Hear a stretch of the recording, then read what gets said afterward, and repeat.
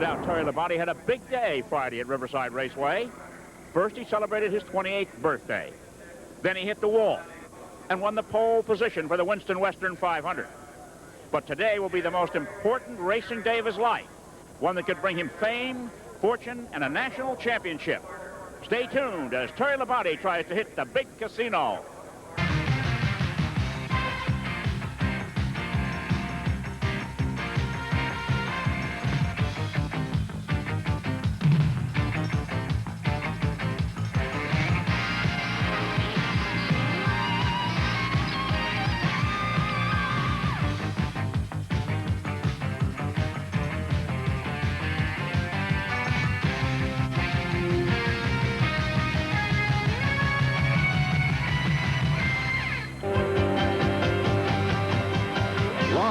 From Riverside International Raceway, the Winston Western 500.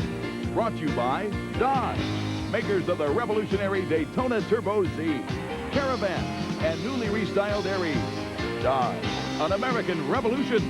And by Budweiser, the king of beer. For all you do, this Bud's for you. And by Peak Antifreeze and Coolant. For on the track or on the road, we've reinvented antifreeze. And good day to you from Riverside, California. It's a gray foreboding day once again, much as it was a week ago in Atlanta, Georgia, as we prepare to bring you the final race of 1984 for the Winston Cup. 41 drivers are down below, all cinched up, ready to go in search of some $290,000 in the coffers today. It's a 500-kilometer race, 311 miles, 119 laps to be run, and we'll bring it to you all live, flag to flag, here on TBS. I'm Ken Squire, and usually standing alongside is my co-host, and today that's Phil Parsons, but he's not alongside. He is seated down on pit road in car number 66. Phil? Well, Ken, it's an unusual position for a commentator to be in, but I think it'll be a tremendous race. I'm really looking forward to it. Hopefully I can get out of the car and come up there and talk with you a little bit. I hope everyone enjoys the race on TBS, and we'll see you later. Actually, he's a point pirate out there today for Harry Gant, expected to come in after 5 or 7 laps. Don't stay out there and leave me alone too long, Phil, please. The man at the STP Pit Center is Dave Despain with the overall view of what this race is going to mean. Kenley, we're going to cover a lot of stories here today, but all of those stories are focused right here. This is the Winston Cup, the emblem of success in Grand National stock car racing and a symbol of how far this sport has come. It's going to go today to one of 2 men who will be crowned as Winston Cup champion. It will be presented December 7th in the plush confines of the Waldorf Astoria Hotel in New York City, the Big Apple. And along with this check, along with this trophy, will go checks that will total about $300,000. The race for that championship happens right here today at Riverside. It's time to meet the contenders. Let's go first to a man who has covered more championship showdowns than anyone else in the history of motorsports reporting, Chris Economaki. I'm with Terry Labonte, the #1 man in the points and the #1 man in today's race. He's won the pole position. He's all ready. His helmet is on. His gloves are on. Terry, conservative start, race Darrell Waltrip for the lead, or play it cool once it gets underway? Well, I guess, we're going to have to run hard at the start and try to lead a lap, and then we'll just see how things go and probably let a few of them go. Okay, good luck to you, Terry Labonte. You notice the mark on the rear fender here where Terry Labonte took the wall Friday afternoon. And now let's go down the lineup to my colleague Jerry Garrett with championship contender Harry Gant. Harry Gant starting way back behind Terry Labonte in this race. What do you want to do to catch up to Terry? Well, I don't know. I'm just going to have to, got a lot of traffic here and just try to stay out of trouble. Hope I can be there at the end. That's about all we can really hope for in this particular time, and see what happens towards the end of the race. Now up to the grid with Chris Economaki and Darrell Waltrip. Darrell, any mercy for Terry Labonte over there when this race gets underway? You know what's at stake for him. Mother Nature's not helping him a whole lot. It's going to be wet and slick. We're going to have to be real careful down here at turn 2. Okay, that's Darrell Waltrip.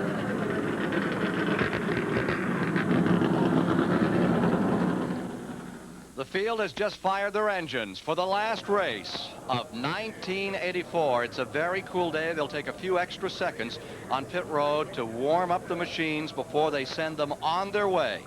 In this, the race to decide it all, and you'll see it live here on WTBS.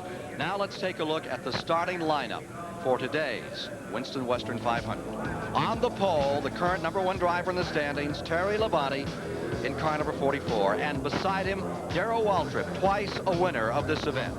In row 2, it'll be Tim Richmond, who won here in 1982. And beside him is Dale Earnhardt, who you saw that great victory a week ago.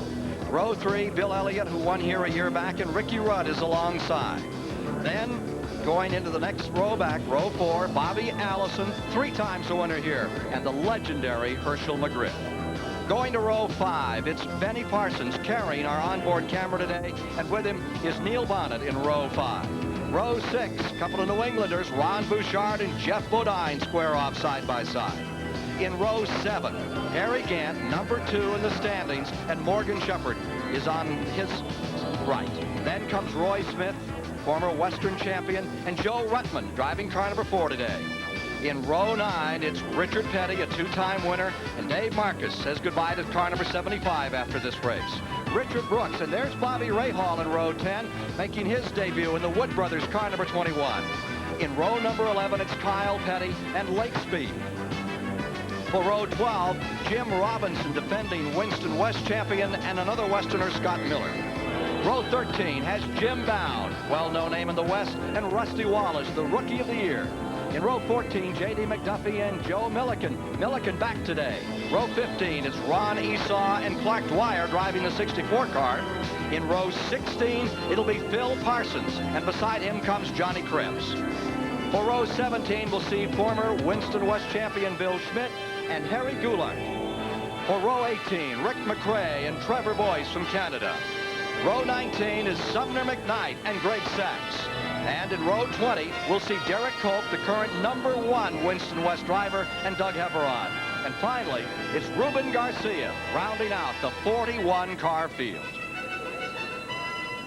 The field is just coming off pit road. This pit road, of course, has a slight elevation to it, as race fans know across the country. About a 3-degree elevation from where you enter it, coming out of turn 9 to where you exit here just at turn 1.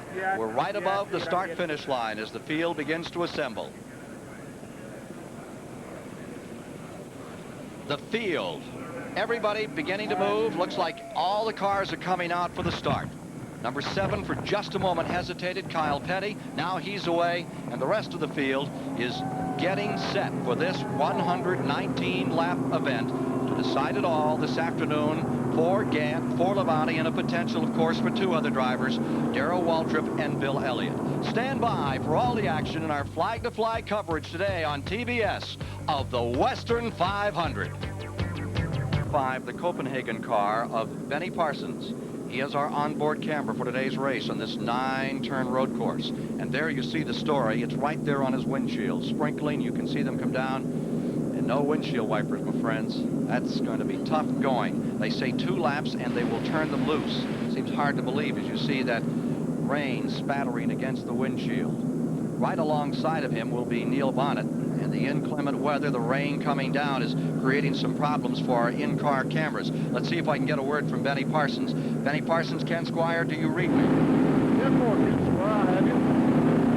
Can you tell us about this course as you get ready on this preliminary lap? How about telling us what it's all about on this 2.6-mile course? Well, at this point on the racetrack, now hopefully you can see the racetrack from the camera. There is quite a bit of water on the windshield. But right here we're in high gear, accelerating towards the S's. We're now hitting the brakes extremely hard, downshift to 3rd gear. Across the ripples, right over to the other side of the racetrack, trying to make everything as straight a line as possible. This is the groove right here. I'm going all the way to the left side of the racetrack. Still in 3rd gear.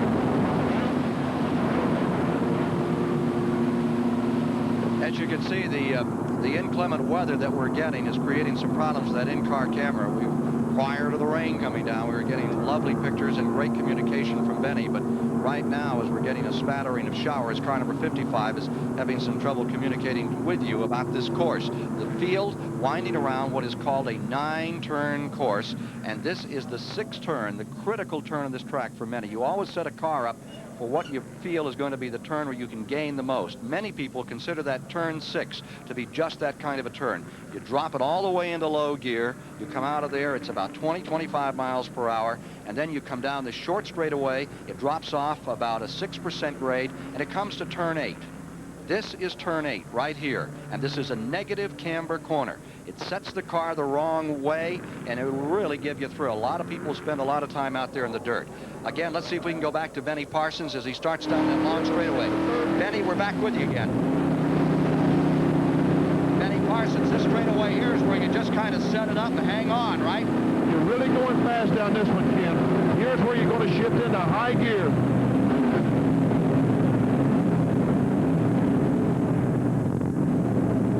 As we go down this straightaway, at the end of it, we'll be probably hitting 170 to 75 miles per hour.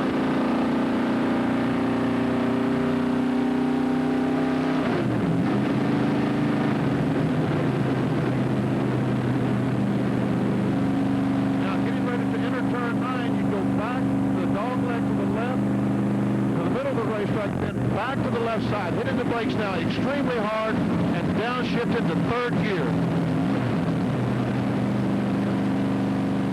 Benny, we now understand they're going to start you under caution. They're going to run some laps under caution that will be counting laps.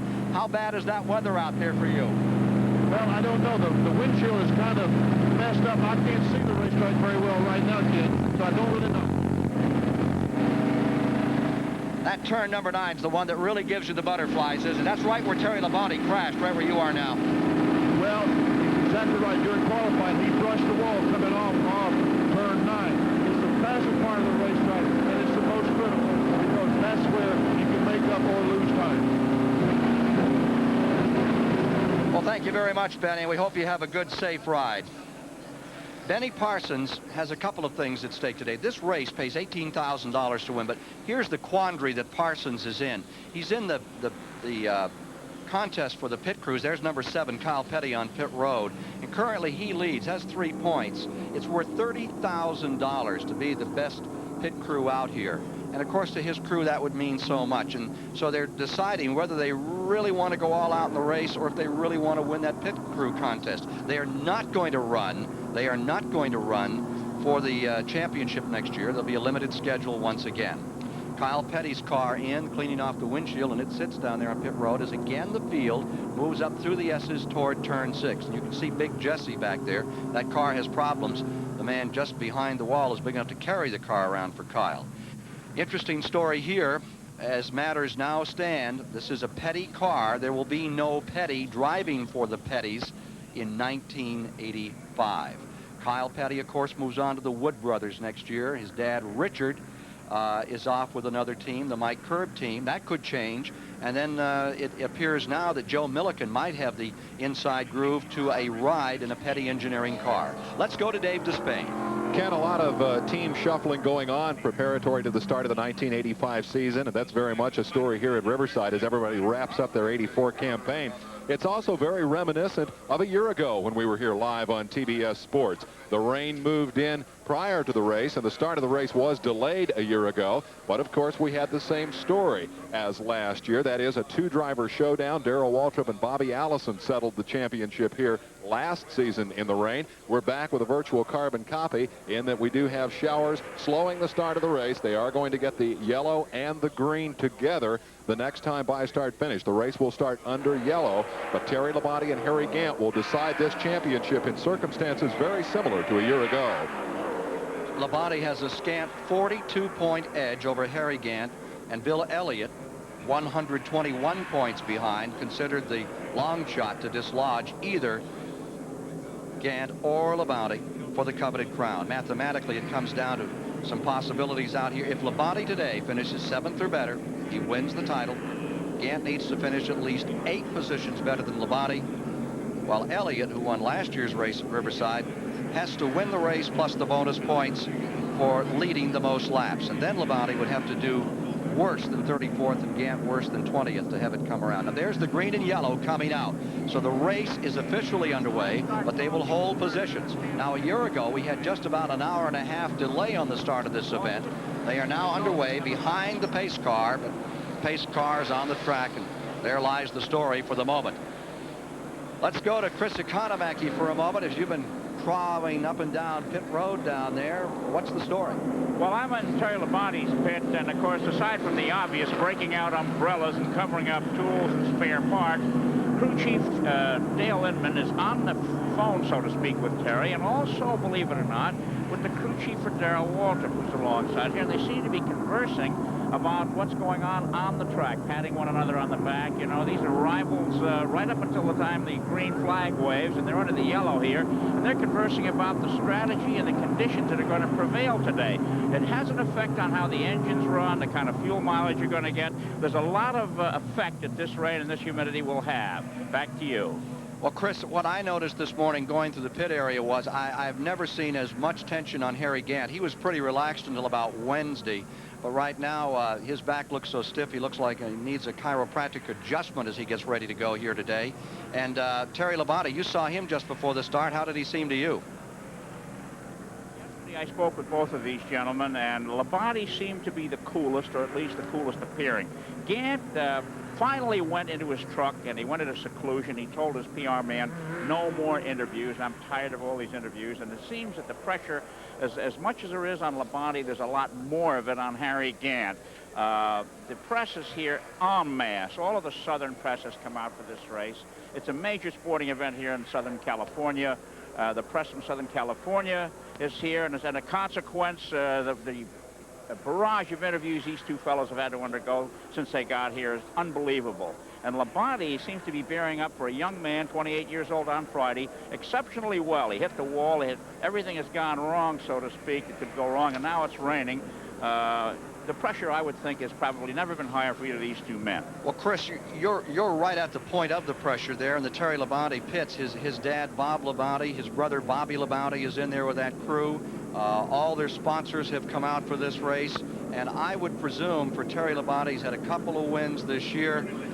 He nicked the wall, as you saw in qualifying. Look at this crowd kind of gathered up, trying to stay as warm as they can, and they're not being bothered at all by the rain. But for those cars with those slick tires, different from what you would drive on the highway, they say 4 more laps, Chris, and they're going to go to green. I would presume that pit area with the entire family feeling down there, and for Dale Inman, who won those championships for Richard Petty when he won the 180 races. For Inman, this is a real crack at something. And how does Dale Inman seem to you right now? Well, Dale is very calm. We were talking before the race, and I asked him about the difference between a road racing car and an oval track car, and he took out a piece of paper and he wrote some numbers down. And he said the basic difference is that this car is 370 pounds lighter on the left side than it is on the right. He is calm. After all, they have 42 points. And right now, despite the fact that the race hasn't actually started, Terry Labonte has 5 more points for leading. He's going to be scored the leader on these yellow flag laps. So that's a 5-point bonus that Harry Gant has to worry about before this day is over. And those 5 points were just about given to him. Just insurance. They had dropped the green flag, and he had to fight anybody through that first lap. Chris Economaki, do you get any sense in Terry Labonte of great frustration at not having been able to capitalize on Harry Gant's misfortunes last week at Atlanta on our live TBS telecast? He had a real chance to clinch the title and wasn't able to do that. Do you see any frustration in Terry Labonte as a result of that? No, I really don't, Dave. I think that Terry Labonte's career, here he is, just 28, has gone faster than he had ever anticipated. I think he's a grateful young man for the position he's in now, and he understands the slings and arrows of this sport, that things can hurt and things can help, and he's got a long way to go. He gets many more years. Gant, on the other hand, is not a young man, as Labonte is. And it's like an old actress shooting for an Academy Award with a great performance and is nominated, and then some young actress wins it. And then I remember when Sunset Boulevard, the Academy Awards, Gloria Swanson said, well, this was my last chance. The young lady that got it will have many more chances. And I think that's the problem Gant faces now. He's been in this business a long, long time, and a championship like this don't come very often.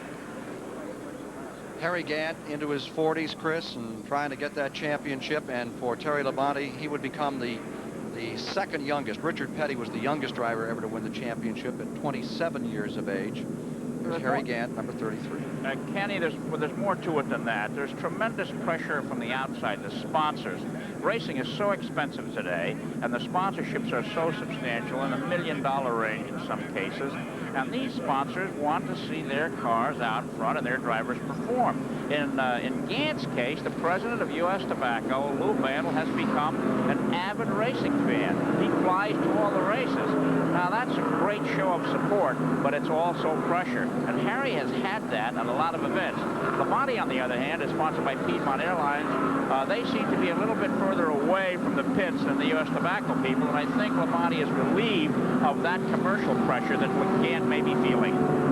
I think there's another point we should make here, Ken, about these two men. For years, there's been a great deal of speculation about who would succeed the Richard Pettys, the David Pearsons, the great stars who carved stock car racing and made it the classic motorsport that it has become. Who would be the new champion who would emerge?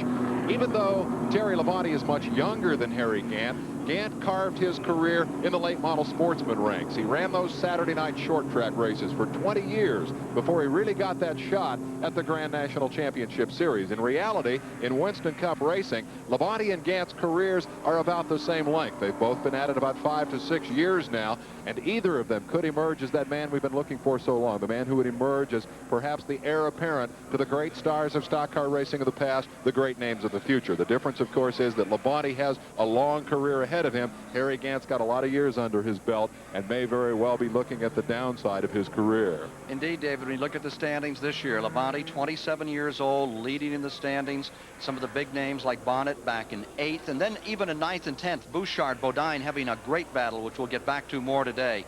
It is the changing of the guard as we come here to Riverside, California in 1984. We are told that we are 2.5 laps away. They're in the back straightaway, and next time by, they'll be given a 2-lap indicator before they turn them loose. There's Terry Labonte's number 44 and Darrell Waltrip alongside as you look at the points going into today's race.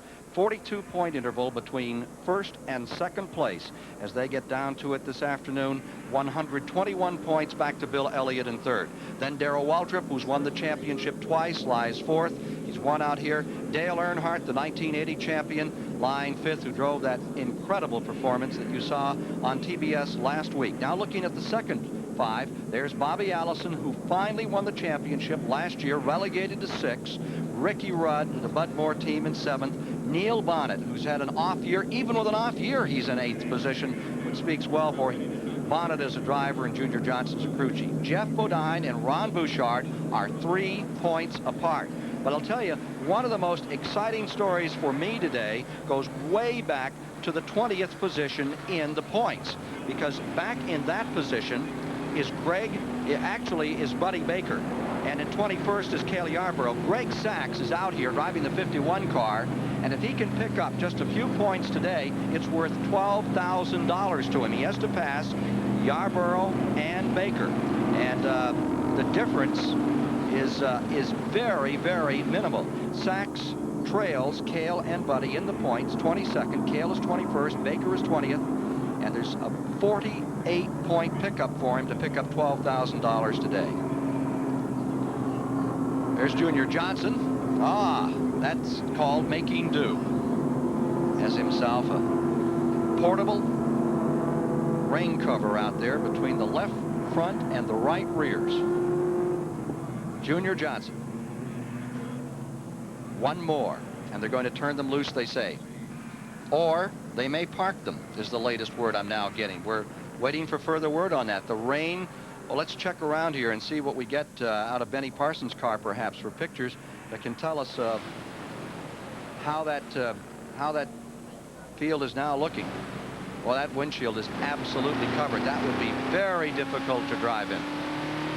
Benny Parsons, car number 55, on the long back straightaway here at Riverside, California. That's right where he could shift into high gear. Let's go back to the STP Pit Center. Here's Dave Despain. Kenley, you can see the rain on the windshield. We can feel it with some significance down here in the STP Pit Communication Center. The ground and thus the racetrack are now wet, and we can see sprinkles of rain falling. I would be very surprised if they throw a green flag here within the next lap or two. David, we've just been told they're going to red flag as they come by this time. They're going to go to a red flag condition. That's going to be a break, Kenley, for Kyle Petty. We saw Kyle make a couple of stops early. They've diagnosed a handling problem before the cars even came up to speed. They've changed all the tires on the car, but this will be an opportunity for them to do some work perhaps on that machine under the red flag. All right, they're going to bring the field down and red flag them here at the start-finish line at Riverside, California. And so for the second straight year, inclement weather has clambered alongside the 41-car field at the start, and we're going to be a bit delayed. Actually, we have run some laps under caution here. We have completed 4. 4 are complete, and they may not count now. If they bring out that red flag, they may disregard those first 4 laps. That'll certainly change the fueling situation on the field. We may be back to scratch here to get this race underway. Pace car is across the start-finish line out of turn number 9, and there you see Darrell Waltrip, who has nothing to lose, just wants to go out here and win this race today. Told us yesterday he just was looking on this as an easy go. Chris Economaki was pointing out, when you're battling for the championship, the pressure is so intense. Now you can really see the rain coming down and folks finding cover any way they can and still having time for lunch.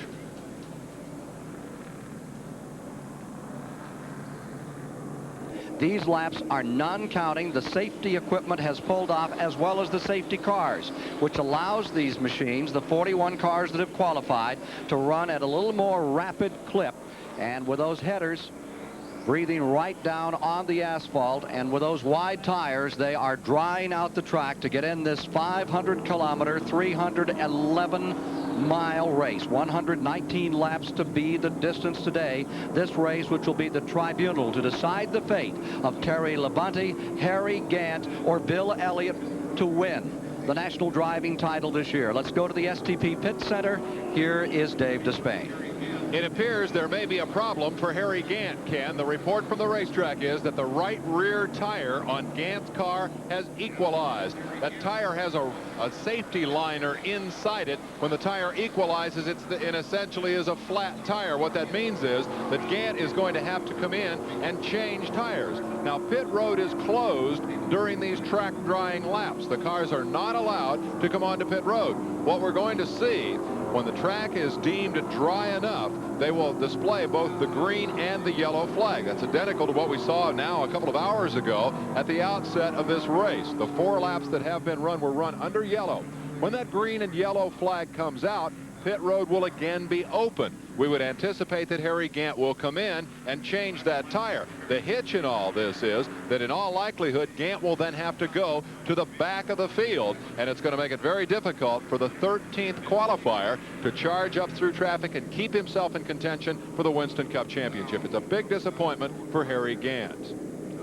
Actually, it may be the situation that is a blessing for him, because it happened under race conditions. He could be down a lap. He will be able to pit. There'll be a couple of laps under a green-yellow condition, which will allow him to get in. He'll have to scoot from the back of the field, but it could be worse for Harry Gant than it is right now. Hello from Riverside International Raceway in California. I'm Ken Squire, Dave Despain at the STP Pit Center, Jerry Garrett, and the editor-publisher of the National Speed Sport News, Chris Economaki, along pit road. To join me a bit later here, my co-commentator up at the start-finish line is out here in car number 66, trying to help the Gant efforts to score some points, or really to take away some points. Phil Parsons making his first run on a road course here in this Western 500.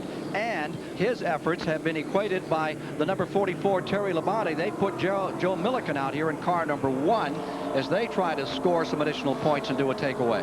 Now, number 66, Phil Parsons, has just pulled on pit road, and I don't believe that was the appropriate time to do it. That green and yellow will come out next time by, and that will show 5 laps complete. I believe Parsons came in a little earlier, Phil Parsons, and number 66 is now back on the track. Phil Parsons in his first road racing effort. His brother, Benny Parsons, there's Phil Parsons just joining the back of the field now. And there is Phil There is his brother, Benny Parsons, with our onboard camera, ready to bring you some more remarkable pictures from the Copenhagen car here at Riverside, California. Benny Parsons, Ken Squire here at Turner Broadcasting. What's that track condition like right now, Benny? Man, I really don't know. Looks like maybe turn 9, the end of turn 9, maybe just a little bit wet. Otherwise, other places on the racetrack look pretty good. Turn 9 seems to be the issue, says Benny Parsons. It's the fastest part of the race course. It's where you're under the heaviest braking, where you have to do the downshifting to make it all work well. And that's just the area that he is approaching right now. When they come by this time, they'll score them for the 5th lap. Parsons Phil, there is Parsons Benny right now, 2nd place a year ago in this event. He came in a lap early, and we may see several cars take this opportunity to dive onto pit road, and one of them for sure is going to be number 33, Harry Gant. Tire equalizing on the Bandit as he goes for the national championship. 42 points out as the race began. Now he's down 47 as the first 4 laps had been scored. He's going to take another. Here is Gant, number 33, drawing on to pit road right now as we watch Benny Parsons take us up into turn 1. Harry Gant's car is in. Let's go to Jerry Garrett. They're taking off the right side tires. They're going to change both of them. They think it's just the right rear that's equalized on them. They're going to take this opportunity to get both side tires changed, getting back out. They're going to have to be in the rear of the field, Ken. One of the problems is you're never sure which tire it is when they come in on these cars. And it may seem like such a simple thing to know, but it is indeed not. Here is Gant now coming back on, and he'll have to come from the rear of the field in the car prepared by Travis Carter, one of the true giants along pit road. Harry Gant is back out there, ready to go after Terry Labonte, his crew chief Dale Inman, and of course the brothers Elliott working in the corner of car number 9 today, try to keep him in the hunt. He has a mathematical chance, Bill Elliott, of pulling it all off. They are under a green and yellow condition at the present time. These are counting laps as they continue to try to get a little more drying into this track and get us back underway. They say, well, I think 3 laps, and they may go all green all the way around. We might take a moment, if you're just joining us, to review the starting field for today's race for this Western 500, the 30th and final event of the $10 million tour. And this is the decision maker. In the front row, it's Terry Labonte on the pole, looking to win the championship. And beside him, twice the winner of this event, it's Darrell Waltrip.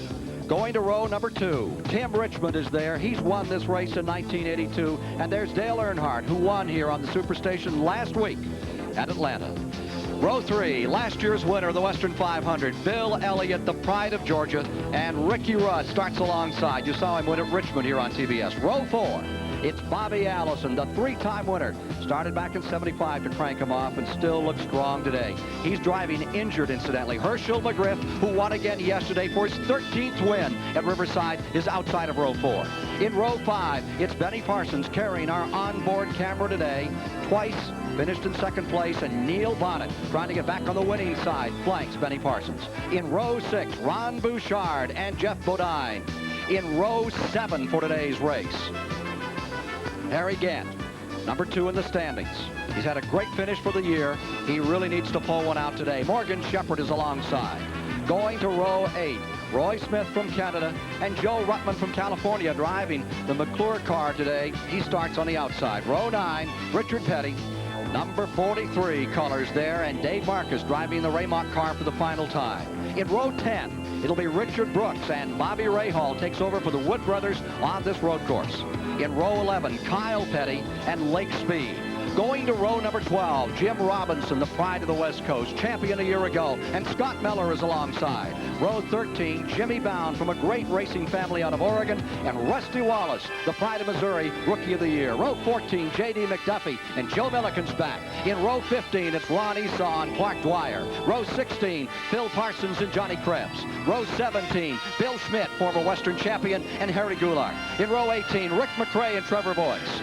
Row 19, it's Sumner McKnight and Greg Sachs. Row 20, Derek Cope, currently the leader in the Winston West, Doug Heveron, and finally, Ruben Garcia rounds out the field. Bit of strategy here along pit road during this yellow flag. The yellow and green condition now underway, are now applying on the racetrack. Harry Gant came in and changed the tire. We talked about the problem that puts him at the rear of the field. There's another side to that coin. He was able to refuel his car. The front-running machines have chosen not to refuel. They were not refueled under the red flag, so therefore they have done 12 or 13 laps around the racetrack. Not full-speed racing laps, but laps nonetheless that have burned up fuel. Gant will start with a full fuel load, as will several other cars that have come on pit road during this brief interlude of yellow here prior to the fall of the green flag. So Gant has at least one advantage in his corner. He has a full tank of fuel and will be able to run longer before we get to the first scheduled fuel stop. A lot of the front-running cars are going to have to stop earlier than they would have had we had a normal 33 or 34 laps of green flag racing, which is about the range of their fuel tank. That's about how far they can go. David, we're going to see some other cars come on pit road right now. The old Gary Nelson strategy. Ricky Rudd is coming in. Neil Bonnet is pulling in. The Morgan Shepherd car. The Jimmy Means car with a new driver for today in that car coming on the track. The Ray Hall machine is in. Rusty Wallace as well is coming on the course. It's Roy Smith driving Jimmy Means' car. Now there's Neil Bonnet coming back on the track. So that old Gary Nelson strategy, Dave, of getting slightly out of sync with the rest of the field, we'll see if it'll pay off for car number 33, Harry Gant. There's Kyle Petty's number 7. They've had some problems since the outset. Richard Brooks, number 90, the Junie Donlevy car, coming back on the track. And there's an interesting story there, because we understand that one of the Waddell Wilson engines is in that car. As you know, Waddell Wilson goes to Ford for next year for Cale Yarborough, not in this field, in the hospital, having that leg repaired that he ripped up in Rockingham. Cale, if you're watching, everyone hopes you're doing well. There's Morgan Shepherd's number 98, and there's the Ray Hall car, the Wood Brothers, number 21. You won't see a 21 next year on the Wood Brothers for the first time in 3 decades. It'll be the sponsor's number 7 on that car for Kyle Petty. And for me, that's kind of a heartbreaker. I always love the old maroon, white, and gold of those proud people from Virginia, and that number 21 was synonymous with so many giants. The days of Marvin Panch, A.J. Foyt, David Pearson, so many great drivers for them. The 21 number goes away. It becomes number 7 next year on that car, being driven by Ray Hall today, Kyle Petty at Daytona in the next event, February 1985. Here they are up through that very critical turn number 6, turn that cost Joe Weatherly his life. Then it's that short straightaway into turn number 8, and no matter how you do it in these 3,700-pound cars, turn 8, you do wrong. It's just almost no way to get through it. Leaders are coming around. This is turn 9, fast part of the race course. You go through this dog leg wide open. Some of the drivers, they dead stick here. A lot of drivers like to shift and just barely touch the brakes and get their cars in. And this is another critical turn. It's a savage turn. It was here that the great Rolf Stolman had lost his life a couple of years ago. The bodywork on a car in an endurance race came loose. Very critical turn. Again, this is, of course, where Terry Labonte hit the wall in qualifying on Friday.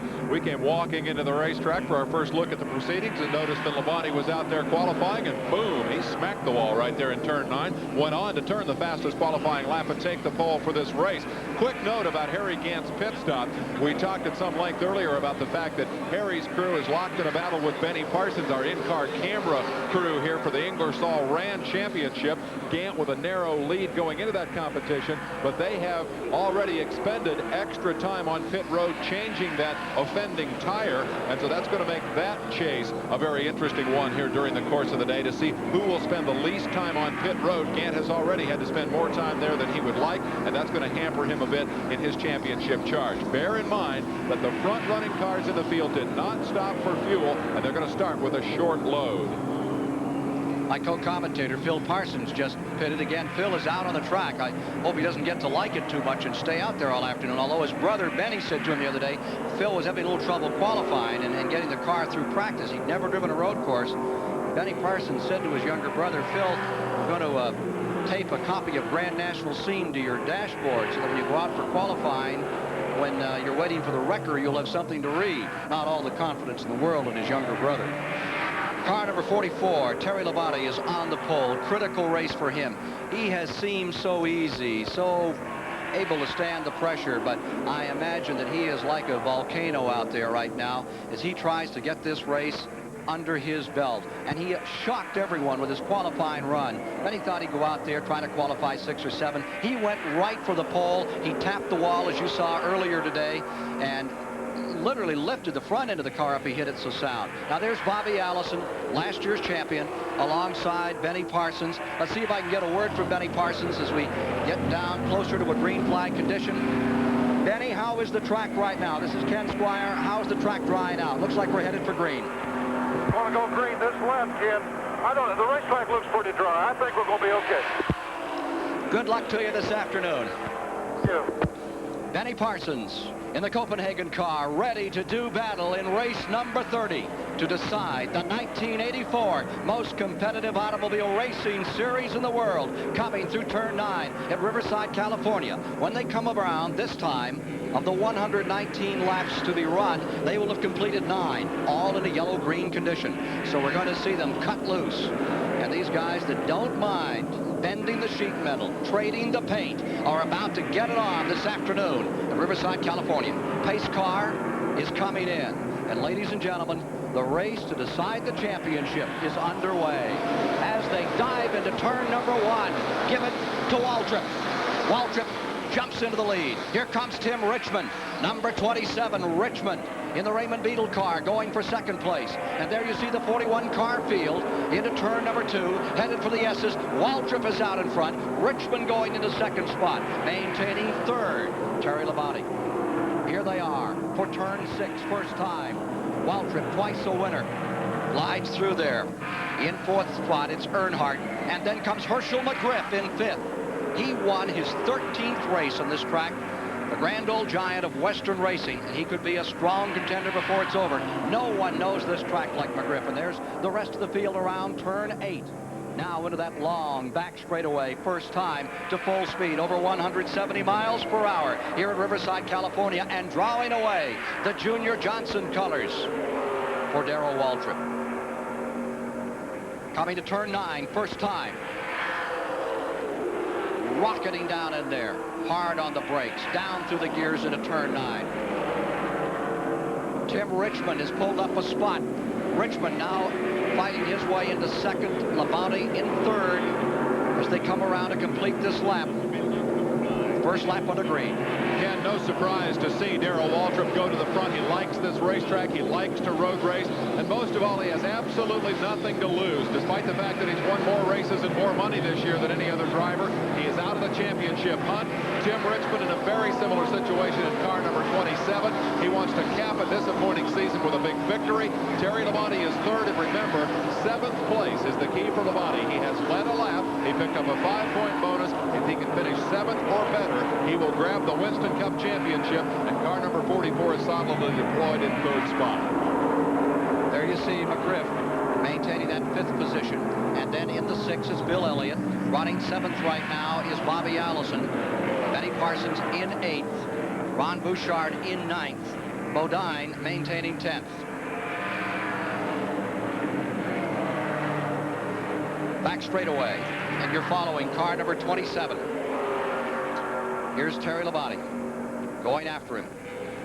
Right there lies Earnhardt. You know, Earnhardt is a great story in this race, in that he's been up there for so many finishes right up in the front, but he's only led on this track 4 laps in his entire career here. Waltrip drawing away. Look at that interval now as they come through turn 9. And right behind him is the man that put him in the weeds a year ago, Tim Richmond. Remember, they clanked together in the waning moments of the race and spun out down here at the bottom of the track in turn 9. And they're running 1 and 2 in the early going. 41 cars starting, 41 drivers still on the field. Riverside, California, live, 11 laps complete in the Western 500. Going for his 3rd win on this track, Darrell Waltrip, who has never been easier than he has all of this week.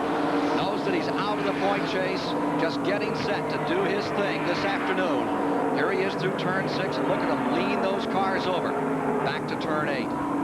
Waltrip always strong through this section of the course. And there's number 27, Tim Richmond. Remember, with Dale Inman, he won 2 races here back in 1982. He won the June race and came back and then won the last race of the year. This race, which until 1981 had been the first race of the season, and they swapped them around in the year 81. Now there's 33, trying to move through Harry Gant. Let's go to Chris Economaki. Yes, I noticed as they came by the pits that Joe Milliken, who is Terry Labonte's blocking back, is right in front of Harry Gant, and he's been there for 2 laps. It'll be interesting to see what kind of tactics are used by Labonte's interference man, Joe Milliken in car number 1. Right now they're approaching turn number 9 another time. Here they are. Leaders coming by. Waltrip first, Richmond second, Earnhardt third, McGriff running in the 4th position, followed by Bill Elliott, Bobby Allison, Benny Parsons, Ron Bouchard, Jeff Bodine in that order. Then comes Richard Petty, and getting around now, moving around Milliken, goes number 33, Harry Gant, as he scrambles up through the field. Here's Waltrip thrashing that car through the S's. He's a pleasant guy some of the time, but he is merciless on an automobile when it's working right. 2nd spot, Richmond. And look for him to get in. And he is closing. Richmond is definitely gaining ground on the leader. Live coverage here on Superstation WTBS of the race that decides it all. The Winston Western 500 coming to you from Riverside, California today. Waltrip first. There you see Tim Richmond in second. Earnhardt maintaining a good, steady third. Labonte has dropped from the pole back to 4th. And Herschel McGriff lies 5th. Elliott 6th. Allison 7th. Benny Parsons in 8th. Bouchard is 9th. Jeff Bodine in 10th. Charge after Darrell Waltrip here, Ken. Richmond is a go-for-it kind of driver to begin with, but he is driving for Raymond Beadle, and there's been so much talk about the relationship between Richmond and his car owner, the former drag racing star Beadle. Rumors of problems, rumors of changes for next year. The one thing everybody agrees on is they've had a lot of disappointments this year, and Richmond says, whatever happens to me, I'm going to go out and win this race. You recalled earlier the confrontation he had with Darrell Waltrip. They both remember that as well. He's going after the leader, and I think you've got a great opportunity here for a Darrell Waltrip-Tim Richmond confrontation that might steal the spotlight from the championship battle involving Terry Labonte and Harry Gant. 1 2/10 seconds between 1st and 2nd. Here's Bill Elliott closing up on Bobby Allison, whose shoulder still isn't quite right, and Jimmy Insolo turned some laps in Allison's car yesterday. That's Allison in the white and red, number 22. Back in 12th spot now is Gant, and he's closing up on Richard Petty. Harry Gant, number 33, closing on Petty, who lies 11th in the field. Here you see them back at turn 8. There's Labonte, and there's the 04 car of McGriff. And then this good struggle going on. Herschel McGriff fending off the man who won this race. Didn't lead it until 5 laps to go last year. And then Bill Elliott took car number 9 and Ford to victory at Riverside. Will it be the same story today? Here is Elliott closing. He's moving in on Herschel McGriff. Car number 27, Tim Richmond, slowing down going into turn number 9. He's off the pace. Just a tickle here. Herschel McGriff in the 04 is passing number 27, and Tim Richmond's in trouble. Richmond in trouble. Slowing way down. Bill Elliott climbing around him. Bobby Allison moving by him. Something amiss on Tim Richmond's number 27. Now here comes what is now the 10th place car, Richard Petty, and the 11th place car, Harry Gant, by an ailing Tim Richmond coming onto pit road. Crew is over the wall. Frantic work, and he's back out again. We'll get a report from the pits momentarily on what the story is on Tim Richmond. And moving up another notch. Still trying to clamber back into this race and into the championship comes the bandit, Harry Gant.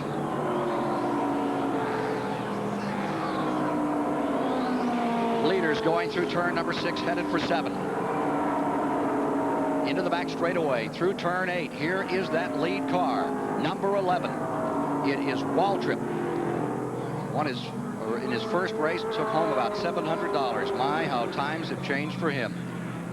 Darrell Waltrip won this race in 1979 and again in 1980, and of course has won the Grand National Championship as well.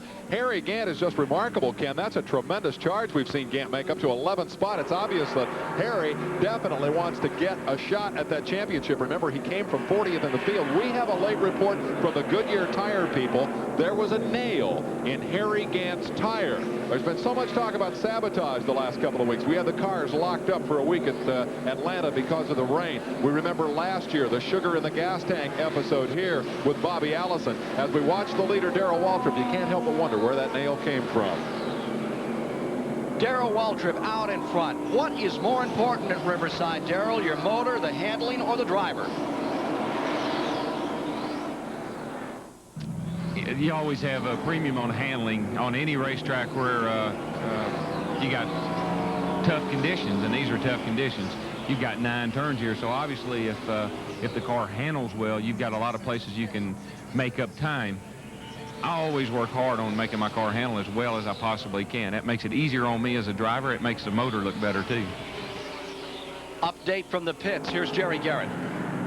Ken, the reason for that Tim Richmond pit stop was, according to his crew chief, Tim Brewer, he's got a stop in there that is on the clutch pedal, and it slid down on the clutch pedal and was holding the pedal up, and they had to reach in there, pull that stop out, and free up that clutch pedal. He's okay now. He's able to go on the distance. Phil Parsons, number 66, driver of the B-team car. Looks like he's going to retire that, and it's about time. Phil, we need you up here. He went out and got a few points for the Skoll team as they try to win this championship, and that's exactly what it came down to. Both of these top teams came in here with extra cars to try to pick up a few points and do a takeaway early in the race. Waltrip first, Earnhardt second, Labauti third, Elliott up to fourth, Allison now in fifth, McGriff has dropped to sixth, Parsons seventh, Bouchard eighth, Bodine ninth, Richard Petty in 10th. We might want to elaborate a little on that extra car situation, Kenley, for the fans at home who don't understand perhaps that complex scoring system. Harry Gant and Terry Labonte are both racing for point positions here. And obviously, if they each bring another car to the racetrack and that car finishes ahead of their rival, it then takes away points that their rival can't get. So that's the rationale for Phil Parsons starting this race and taking some points away. And likewise for Joe Milliken, who is driving car number 1, which for this race only is a sister car to Terry Labonte's number 44. The idea is to take points away from their rival or prevent them from earning those points and thus perhaps change the championship balance that is so critical here.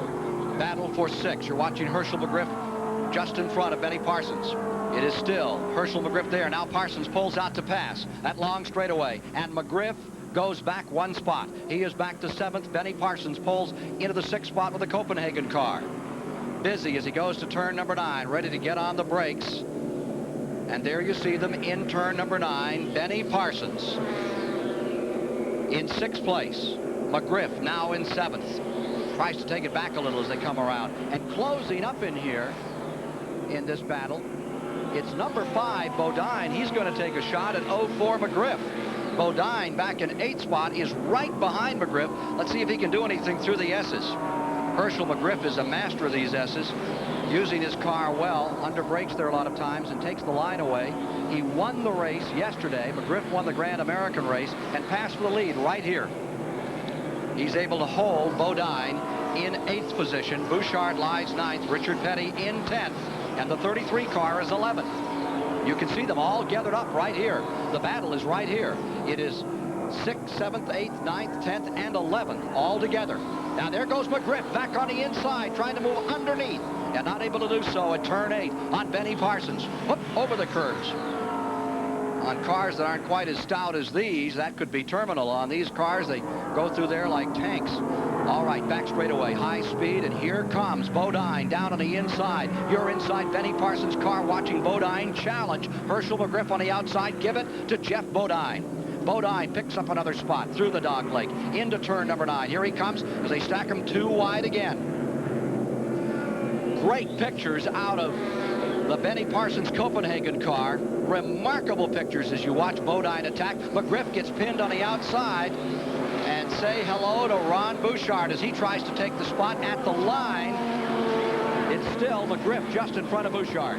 Herschel McGriff felt he had one problem coming here, Ken. As we watch his orange and white machine, he said he could out-handle the other cars on the racetrack, but he didn't have as much horsepower. And we just saw him blown off down that back straightaway by Jeff Bodine. Herschel, the 56-year-old veteran, the oldest driver in the field, a man who's campaigned for 40 years, has a good handling race car, but he's a little short on horsepower in that number 04 machine. He'll be 57 next week, Dave. And he's still as stout as ever in a race car. Now there is Bouchard right after him. still holding on to sixth position with our onboard camera. There's Bodine. He is ready to go after Benny Parsons. Sliding that car. Jeff Bodine, who hasn't done much road racing. And Parsons gets a little bit of a breather here and pulls away from him. Again, you're in the 6th place car looking at the 7th place car. Bodine in our live flag-to-flag coverage. Here comes Bodine. Let's see if he'll close at turn number 9. As they go to 9, Parsons stays there. Bodine trying to move in. Not nearly the experience that Parsons has had on this famous Riverside International Raceway. Coming off turn number 9. There's the leader once again by better than 5 seconds. It is Waltrip in front, and number 3, Earnhardt, is pitting at this point. More of the Western 500, the race to decide the 1984 season after these messages.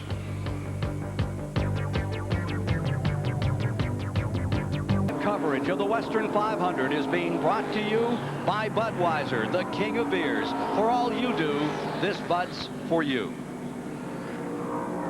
Riverside International Raceway, Darrell Waltrip, 5 to 6 second lead over second place, Terry Labonte, as he comes out of turn number 9. There you see the interval and change second place as Bobby Allison swings into turn number 9. It's going to be Allison moving Terry Labonte back into 3rd spot. The new second place man is Bobby Allison, who is on a roll. He's come up through traffic nicely. Labonte in 3rd, Bill Elliott in 4th, up into 5th. Goes car number 55. And there you see him. That is the Benny Parsons car. And right behind him is Jeff Bodine trying to move through in the 6th position. In 7th is McGriff. In 8th is Richard Petty. Still lying 9th now is Gant. In 10th comes Joe Milliken. In 11th, Neil Bonnet. 12th is Miller. And there's a spin on car number 6. Getting looped, one of the Winston West drivers going to miss. The number 6 car sliding out. That is the D.K. Ulrich car, actually, and originally he was from the West, from San Diego. Meanwhile, car number 15 on pit road. There's the guy that won at Richmond. That great comeback story after that terrible crash at Daytona. And Ricky Rudd is in there, and they're changing the right side rubber on his automobile.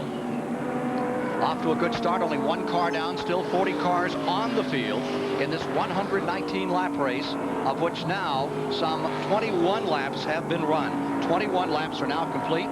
And here he comes, complete in his racing uniform. Phil Parsons, welcome back. How was it out there today, sir? Sure. Pretty wet. Uh-huh. Let me catch my breath here for a minute. I ran all the way from the garage area. Well, no. we're off to a start. I thought for a while that you were going to spend the rest of the day out there. It looked like you're having a good time. I really was. Left front shock broke on a car is why we fell out, but we were just going to play it by ear and everything, but the left front shock broke at all the right-hand turns. I couldn't negotiate, so I had to pull it in. So you let Milligan go out there and continue to take points. I'll let you get your breath for just a moment. Here's the situation, Phil. That man right there, your old nemesis, Darrell Waltrip, is doing it.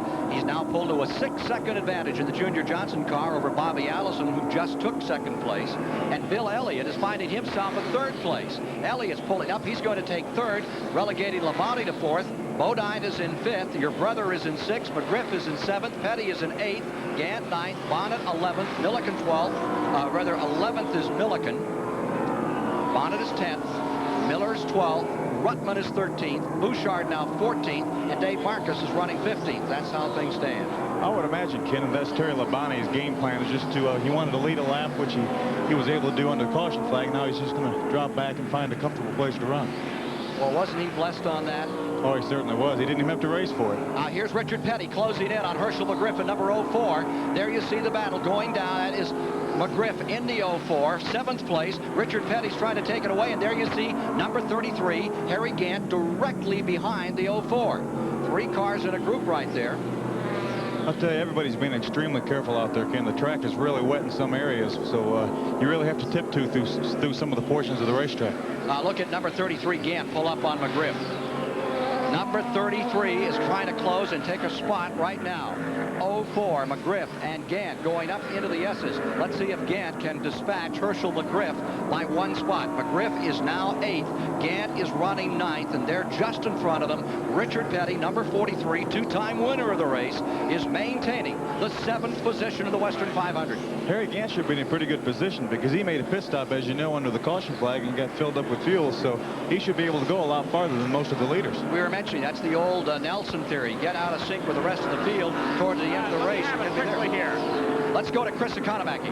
There's been a lot of consternation in Terry Labonte's pit about when to fuel. All those laps under the yellow flag, they don't know what the mileage is, so they decided to bring him in now, well in advance. They'll top him off and find out what his mileage has been. And once at racing speeds, they know how far these cars can go. But they must have had 6 or 7 consultations here in the last few laps as to whether or not they should bring him in now. And they finally said, well, let's play it safe. And he's on his way to the pits right now. Back to you, Ken. Also on pit road right now is car number 14, one of the West Coast drivers out here today, Harry Goulart, who qualified pretty well.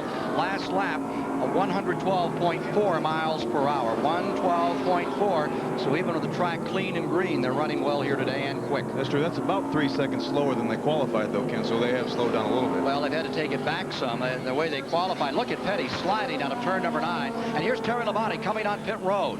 Labonte is coming in. Petty maintaining in car number 43, 7th. There's Terry Labonte in. Let's go to Chris Economaki. Well, Labonte looks calm, cool, and collected. He's asked for 1 drink. It's a very routine stuff. They're checking the tire wear on the right side tires. They're not changing them. Little gauges. They're changing the left side tires. And it's Terry almost stalled it as he went away. A pretty good stop, I would say. Labonte is the coolest man on the entire crew. Back to you. I'll tell you, one of the most worried is his dad, the tire carrier, Bob. And number 47, Bouchard, just came by running very slowly. Now, car number 44, Labonte goes way back. There you see the 52 car closing up. Roy Smith driving the Jimmy Means machine today. Former Western champion. We've seen him at Daytona. He is at the controls of car number 52. Morgan Shepherd is taking this opportunity to pit, and we're trying to get word on the position of car 44 overall in the field. 98, there's Morgan Shepherd on pit road, and I think the leader may come in right now. Car number 11, Waltrip, electing to pit at this moment. Darrell Waltrip down pit road to the Junior Johnson crew, waiting for him, and here's Chris. Junior Johnson has decided to spend his day in Darrell Waltrip's pit rather than that of Neil Bonnet, and he brought the car to a stop, and again, it's routine. Darrell takes a drink, left side tires, and they seem to be having a little trouble with the fuel. It took a couple of men to guide the filler hose. Waltrip comes away before the fueling was complete. Now, this may be a problem for Waltrip as the race wears on. Right behind him is Bill Elliott in the number 9 car. The busy place, the pits, and it looks as though Labonte may be coming back now for a second pit stop for tires on the right side. Apparently that wear check showed up that the car needs right side tires. This could be a costly stop. They're bringing Labonte in a second time, Ken. Well, Chris, he just ran through and did not come in that lap. Bodine has been in the pits, and he has come back on the track. The new leader in the race is Bobby Allison, the number 22. Ron Bouchard running very slowly down toward turn number 9. Bouchard, number 47, who had been running early on up in the top 10, it slid back just a little, is now looking like he may be out of it. It's quite possible, Ken, that he may be out of gas. We ran an awful lot of caution laps and numerous green flag laps. He may be out of gas. I think you're right, Phil. He is not using the back door here at Riverside. I mean, he was going back to the garage. He is idling around turn number 9 and trying to coax car number 47 back onto pit road. Meanwhile, the leader is coming in. Here's Bobby Allison, last year's Winston Cup champion, on pit road in number 22. Allison is in, and the new leader is number 55. Benny Parsons, the Copenhagen car, with our onboard camera, now appropriates the lead. Richard Petty is pitting. Herschel McGriff is on pit road. It's a wild and exciting time in the early going here at Riverside, California. Bobby Allison giving up first place. Number 55, Benny Parsons takes over. Gant goes into second, and the way it is now, Harry Gant's on his way into the lead, and he'll pick up 5 points here. He certainly will, because Benny will have to pit before Harry will, because he elected not to pit on the caution laps preceding the race. So Harry will get his 5 points if he can just stay out there and wait for Benny to pit. Strange circumstance this one. Car number 21, Bobby Rahal, is running off the pace, and I think he may have run past his fueling point. He's down at turn number 9. There's the leader, number 55. Twice he's finished in second place. Winner of 21 Grand National races. Benny Parsons, former national champion, former winner of the Daytona 500. You're riding with him. Down you go, 170 miles per hour underneath that bridge, and you flat-foot it right through this dogleg. You certainly do, Ken. You back off about somewhere between the 4 and the 3 marker, shift down in the 3rd, and just tiptoe through the 9th turn. Let's see if car number 55 will elect to pit here or if he'll stay on the track. Here he is using up that steering wheel through turn number 9. You're riding with one of the all-time greats of motorsports in America, Benny Parsons. He stays on the track for another lap in the lead. Those are some tremendous shots out of the windshield of that race car with that camera. So Benny Parsons stays in front. Harry Gant is now in second. Waltrip is third. Earnhardt is fourth. Joe Milliken is fifth. More live from Riverside in a moment. At Riverside International Raceway with the finale of the 1984 Winston Cup Championship. Right now, the leader of the race with our in-car camera is Benny Parsons. Significantly, from last starting spot up to second place has come Harry Gant. He has turned misfortune into good fortune. A flat tire forced him to pit just before the green flag fell. They ran some preliminary laps under yellow to dry out a rainy racetrack. They changed that tire. Gant got a full load of fuel and has used that full fuel load to move up and challenge for the lead. Darrell Waltrip, who looks very strong in the early running, stopped for fuel but did not get a full load. I think we're going to see more of that fuel story because of the preliminary laps run under yellow. Everyone's pit stop sequence for fuel is out of sequence now. We are watching the charge of the leader, number 55, Benny Parsons, running up front. If we go back to Ken Squire to call the action. Well, here you see him, Benny Parsons, going for that 22nd win and looking strong out here. There's a great deal of concern among that crew as to how to run this race today. Pays $18,000 to win. They're talking about 25. It's closer to $30,000 for the team that wins that pit stop contest. And your brother was really torn about that. He said that money to that crew, which is divvied up among them, would mean so much if he could have them win the pit stop. But you have to change your strategy if you drive for the pit stop contest rather than the overall race. You certainly do, Ken, but I think everybody on the team agreed they want to go for the win. That's what they're here for. If they can win the pit crew championship, that's great, but they want to go for the win primarily. Well, the point that I like is that your brother was concerned about the well-being of these other fellows all through the winter, and he said, you know, they worked so hard all year long. It would just be another win for me, just another notch in the record book. And what does that mean? For those guys, it would really mean something. Here's Chris. I have a question for Phil. Phil, you know this corporate family. Benny's leading and Gant is second, the same corporate parent as far as sponsorship is concerned. Might Benny give way to Harry so he can get that 5 points this early in the race? Under no circumstances, Chris.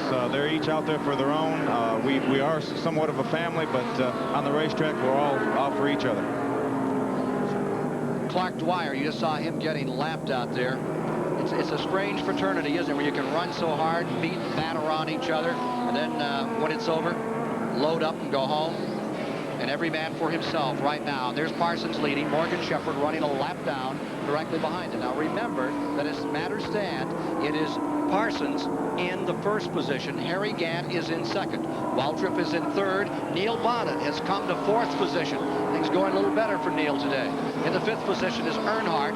Bobby Allison back to sixth. Bodine is in seventh. Ruttman is in eighth. Ninth is Tim Richmond. 10th Labonte. 11th is Bill Elliott. And 12th is Richard Petty at this moment. I think you'll see that Benny will be coming in the pits fairly soon, and Harry will then inherit the lead and get his 5 points. So there really doesn't have to be any collusion between Benny and Harry for Harry to get the lead. Quarter way of the race, 30 laps complete, 89 to go, 119 laps makes the distance. And again, you're inside the Copenhagen car as Benny Parsons wrestles his way through turn number 9 into this straightaway. He's coming in the pits right now. You're on board. Sitting right next to Benny Parsons as his crew, Cliff Champion and company, get ready to go over the wall to assist the leader. There's the tire carrier coming around. It should be a routine pit stop, probably just left side tires. Gets a little drink of water. He's resetting his fuel flow meter. We have fuel flow meters in our cars that tell us how much fuel has been used. That's right below the tack. Right below the tack, above the steering wheel center. Now, what does that tell you? It tells how much fuel has flown through the carburetor at any given moment. You saw Benny reach up and reset it, so it's back to zero now, and he can tell when he has to pit. 18 and 7/10 second, and as Parsons comes out, Richard Petty, the 11th place car now in the race, goes by him. Coming back to speed, Benny Parsons falling from 1st to 11th in 18 seconds here in Riverside, California, as our live Superstation WTBS coverage takes you up through the S's, headed for turn number 6, closing on Richard Petty, the all-time giant, winner of 200 races. Remember, a special documentary on the life of Richard Petty, Countdown to 200, will be seen exclusively on Superstation WTBS. Mark the date, February 2nd. Here comes Benny Parsons again, closing, getting just a little closer to Richard, who's out for 201 today. This will give Harry Gant the lead. He's coming off turn 9 now, so he will get his 5 points for leading the race. And you know, the all-important 7-11 mileage leaders is up for grabs today too, between Harry and Darrell Waltrip. Darrell's already led. Now Harry's got the lead. We'll see what he can do. All to be decided here today at Riverside, California, the Superstation WTBS. Delighted to bring it to you as you watch the leader, and he has just collected those 5 bonus points for leading a lap. Harry Gant started dead last, fought his way back into it. Come a long way since he ran the bullpens, the short tracks back in the early 70s. Second year after year to Red Farmer back in 1969. Second in 76 and 77 to the Sportsman races. Got a little chance in Grand National originally with Junie Donlevy. Here he is, Harry Gant, leading the event. That's Darrell Waltrip right behind him, Ken, so it should be a good tussle for the lead real soon. Waltrip closing up. He's been, we have a car spinning. McDuffie right behind them, spun. Right behind the 2 leaders, J.D. McDuffie spun car number 70. McDuffie was, there he is, lying just off the track at that negative camber corner, which gives everybody the twitches on this Riverside track. He's got to refire to get turned back around, so he should be back underway. 9 drivers failed to qualify. McDuffie made it. 9 failed. Ronnie Thomas, Buddy Arrington were among those. St. James Davis, Glenn Francis, Johnny Soares, Billy Osborne, Pat Minte, Bob Kennedy, and the former Speedway racing giant, motorcycle world, Scott Ockrey was out here in Dave Marcus's car, and Scott failed to qualify, but he says he's coming back. You're with the leaders. That's Harry Gant and Darrell Waltrip, now beginning to scramble for first position here at Riverside. Waltrip moves in. Waltrip trying for a pass. Gets the inside, and he has it. Boy, he just motored in there. Yes, sir. He just outbraked Harry going in turn 2 and took the lead. That happens in lap number 34. Mark it as Waltrip going back in front. And car number 33, Gant falls to second. Bond at third, Allison fourth, Earnhardt fifth, Bodine sixth, Labonte seventh, Elliott eighth. Into turn 6 comes Waltrip. Once again showing the muscle of that Junior Johnson car.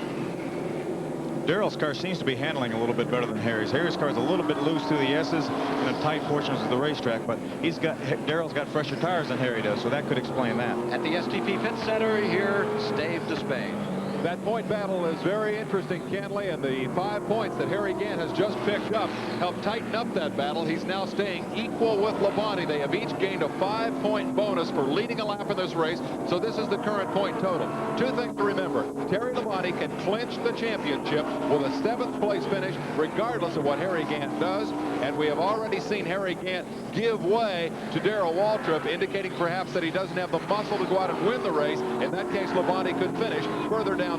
Let's go to Jerry Garrett. Dave, we just talked to Travis Carter, Harry Gant's crew chief, and because of that early stop that Harry made, he's going to be able to stay out until about lap 42, maybe a few laps longer. So he's got a ways before he's going to have to make another pit stop. Since that lengthy start, with all those caution laps, it's been green all the way. And this man, seeking his 7th win of the season, 65th of his career, 2-time Grand National Champion from Franklin, Tennessee, Darrell Waltrip stays in front by about 12 car lengths. Right now, car number 55, Parsons, is closing in on Richard Petty. There's a pretty good battle beginning there between car number 55. There you see Richard Petty running in 9th, and Parsons in the 55 is closing in on it. He almost had him in turn number 1, and then the car got a little quirky, and he fell back 2 or 3 car lengths. We got a spin out in turn number 9. Dave Marcus. Dave Marcus has just come to rest right at the entrance to pit road. He's off the track. We're seeing no caution flag. Dave Marcus, his number 75, lies off the track. He gets it fired, and he's ready to come on again. Dave Marcus, Wisconsin native, does not pit, comes back on the track in the Raymock car, which Neil Bonnet drove a year ago and drove to victory in the Atlanta Journal 500. Perhaps in replay we can see what happened to Dave Marcus, or we can see the result of what happened as he came out of turn number 9 and skittered into the infield, swapping a car around. Good battle, and now car number 55 is moving under 43 as they go to turn number 9. You're back inside and just getting beneath Richard Petty is car number 55. Benny Parsons picks up a spot. So now Parsons is 9th and Petty is back to 10th. We've got Neil Bonnet on pit road, one of the 4th place car on pit road. 4th place car, Neil Bonnet, is on pit road, car number 12. Change of tires, right side for him. 2 cars have retired. Phil Parsons, first man out of the race. How about that, Phil? Unfortunately. And Ron Bouchard. And it actually was, you broke a shock, huh? Really did. The left front shock came out of the shock eye. I felt it on the right-hand turns because the car didn't, when it leaned over to the left, it just didn't hold up. So. You know, everybody's going to think you're telling a story. Well, we really hadn't planned on running the whole race. You know, we were just a precaution for Harry Gant in case something happened to his car and we wanted to start the race. So we didn't. The car that would have took our spot didn't have a chance to beat Harry in the event of trouble. So our game plan was to pull out of the race, but it happened a little bit sooner than we wanted to. Okay. Phil, we did some checking with your crew after that car went to the garage, and they said they're working on the car to get it ready to go back into the race. And we asked them what the plan was. They said, hey, we're getting it ready to go. There's no chance you're going to abandon your friend Squire up there and get back in the race car, is there? Well, Dave, I'm not sure. If nobody else falls out of the race, they might call me back to run. And see, in the event of something happening to Terry Labonte, they'll want to put that car back on the racetrack so we can get as many cars in between Terry and Harry. So we got Harry again on pit road right now. Travis Carter adjusting a little bit of wedge in the car, probably tightening it up a little bit. Scheduled stop for left side tires. Car number 33, Harry Gant, coming back on the track. Gant coming back out another time. See a little fuel coming out of the overflow pipe on car number 33. It's a lot of water from behind the car. Pit road is very slippery. Tough to get out of there? It really is under power because the wheels just spin and spin and spin. You really have to take it easy getting out of the pits, or you could conceivably spin out coming out off the pit road. Here's Harry Gant back in it again in car number 33. Not now in the top 10 as he came into that pit stop, running out of sync with the rest of the field. Waltrip is first, Allison now second, Earnhardt is third is the way they're positioned. Bodine fourth, Labonte fifth, Bill Elliott running in the 6th position.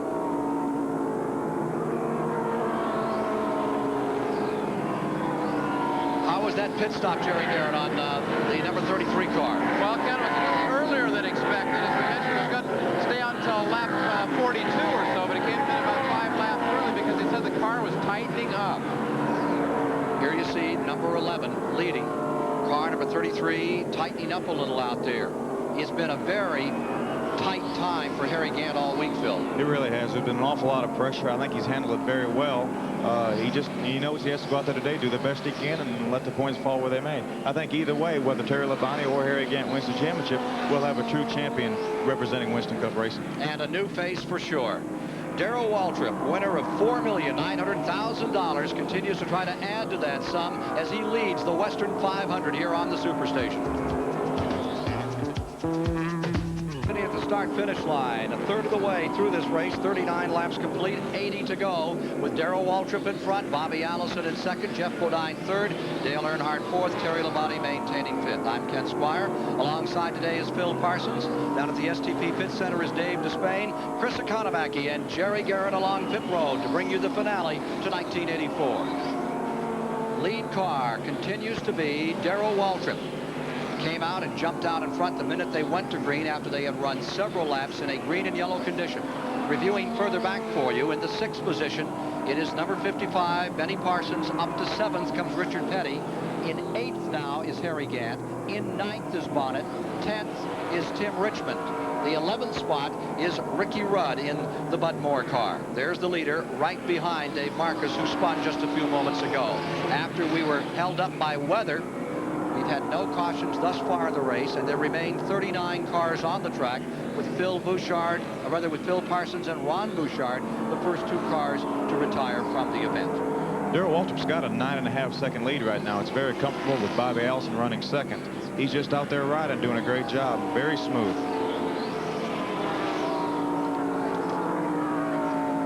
What do you think Chris Economack he's thinking about right down there in pit road now as he watches Waldron pull away.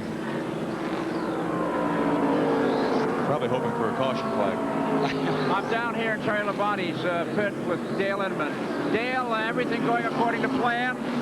Well, yeah, Chris, it's just nail-biting time here. We don't know where to run any harder or what to do. You know, we're just kind of biding our time right now. We're in pretty good shape. Something drastic will happen.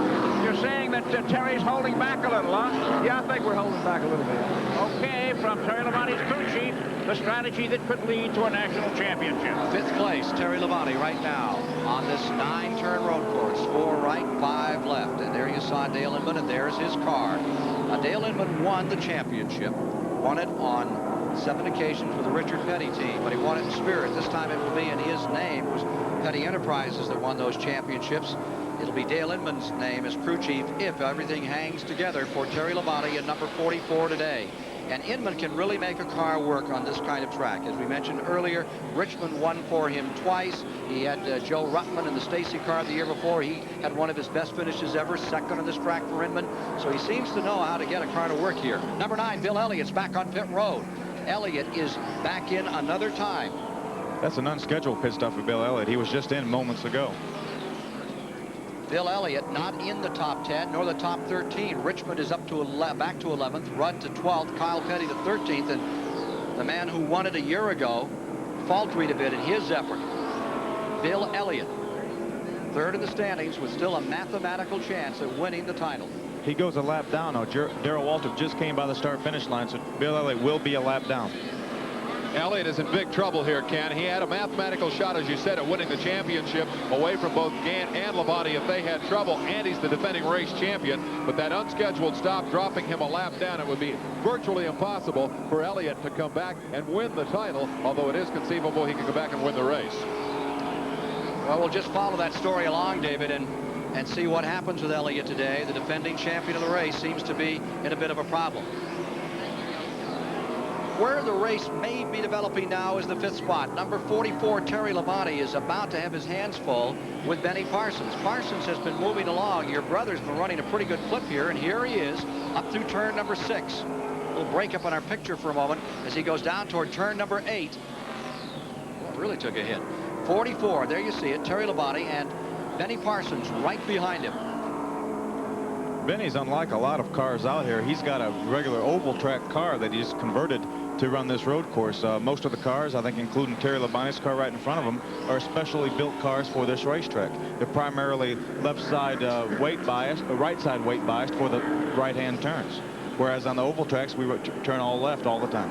Here's Chris. I'm in Ernie and Bill Elliott's pit where there's a lot of long faces. Ernie, what was that? Oh, he's on the radio with Glenn, but we got an equalized tire. Okay, there it is. It's a hurry-up time here. There are a lot of disappointed people in this pit. He's 1 lap down, and of course, there was a remote possibility he could win the championship, and what you just saw may have been a title killer.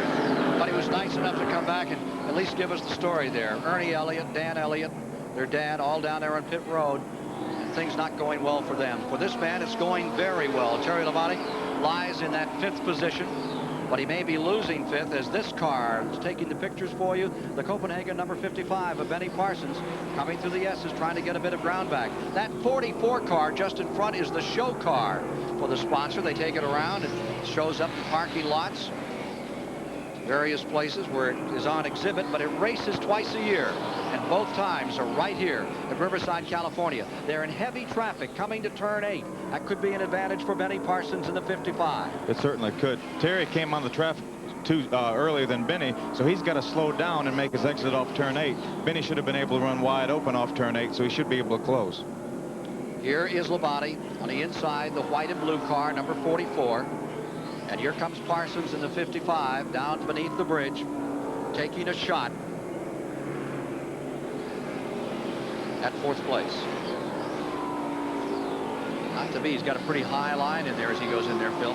He certainly does. He's running an awfully smooth race. He's doing just exactly what Dale Inman wants him to do, and he's doing just a masterful job of it. Sideways as he comes around out of 9, right where he creased the wall the other day. David? Ken, here on lap 42 of 119, we've had only one caution flag in the Winston Western 500, and that, of course, was the initial caution. The race started under a caution flag. That means that it's been green flag racing, no relent, no opportunity to work on the cars in the comparative comfort of a yellow flag. In terms of attrition, 2 cars are out. Phil Parsons, who has joined you up in the booth, that car is ready to go back in if need be.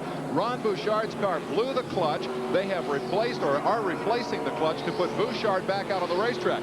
Reason for that is Bouchard is locked in a battle with the current 3rd place car on the racetrack, Jeff Bodine. They are racing for 9th and 10th place in the Winston Cup standings. May not seem like a big deal, but Bouchard, if he can get the clutch fixed and get back in the race and have a problem for Bodine and take that spot, will pick up $20,000 extra. This is a race for big money today.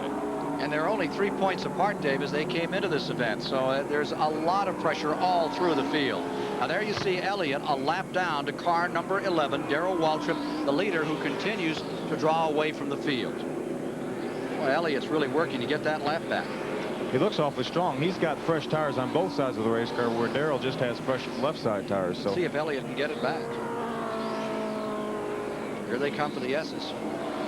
He's filling up Darrell's mirror anyway. Letting him know he's there. Darrell Waltrip, he had number 11. Terry Labonte has just taken over 4th position from Dale Earnhardt. And Terry Labonte in the number 44, car number 98, Morgan Shepherd, spun. Did a little agricultural racing up in these corners, and when he did, he almost came back and collected Labonte.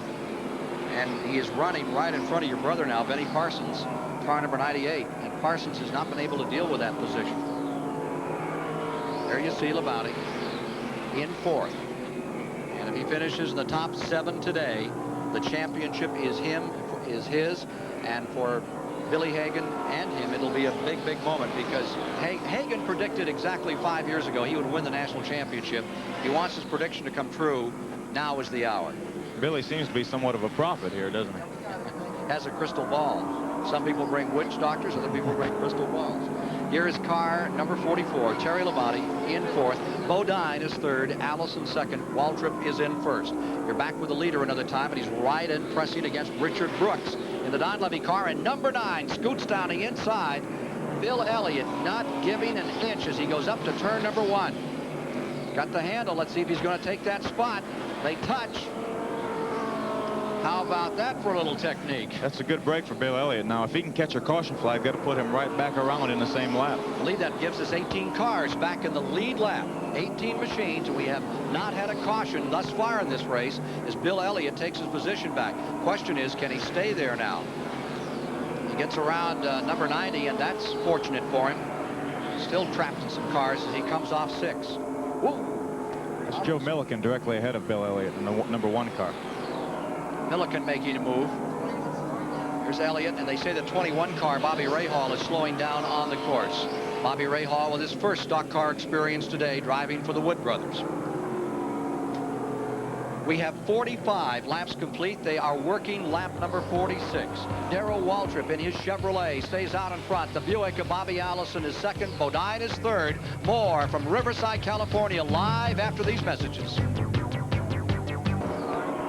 Here you see Terry Labonte getting it sideways, running in 4th position, trying to win the championship. Worth so very much to a driver as he begins to make room for another man at the top. Number 3, here's Earnhardt, who you saw win the Atlanta Journal 500 for Richard Childress in that Chevrolet on pit road. He had been running right up in there.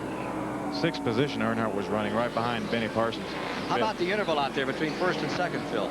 It was 9.5 seconds probably 10 laps ago. It's now only 2.5 seconds. So Bobby Allison is really closing in on Darrell Waltrip. Chevrolet Buick battle here at Riverside. Still Waltrip in front. There's Dale Earnhardt back on it again, who defeated Bill Elliott just a week ago in Atlanta, Georgia. Thought for a moment or two this morning we might be back here next week. Began to rain and didn't look like it was going to let up, but now the skies have brightened and we're on our way to finish the 1984 season as Darrell Waltrip stays in front. Think he can pull off number 8 out here today? Ooh, not like that. This car seems to have lost the handle a little bit. He's lost 7 seconds to Bobby Allison, so. Allison's within shooting distance now. They're right together. He gained a full second that lap, Ken, so he's really closing in on him. 17 Chevrolets, 7 Fords, 10 Pontiacs, 2 Oldsmobiles, and 5 Buicks came out to run this race. Last one of the season, and Darrell Waltrip seems to be in a little trouble here. Number 7, Kyle Petty off the course. Kyle Petty off. Appears like that might be turn 6. No, it's coming up, up in turn 5. Turn 5, just prior to turn 6. It looks like the car is stalled. He's got his hand out the window. I don't believe it'll refire. And he's awfully close to the track. That could demand a caution to get him out of there. Here are the 2 leaders. Pretty hard to hand push those 3,800-pound, 3,700-pound cars around here where it's rained some. When you get off, it's not easy pushing. Bobby Allison is there. Allison is back, and he's ready to go after Darrell Waltrip for the lead. Back straightaway. 3rd place Bodine, 4th Labonte, 5th again Parsons. Up to 6 comes Petty. Gant lies 7th. Bonnet is in 8th. McGriff is in 9th. Richmond is 10th. Joe Ruttman is up to 11th.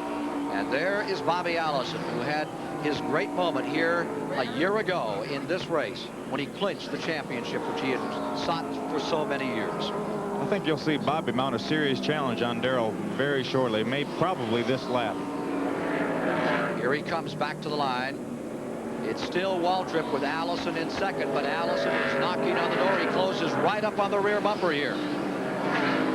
Takes a look inside as they come out turn number 1. Right.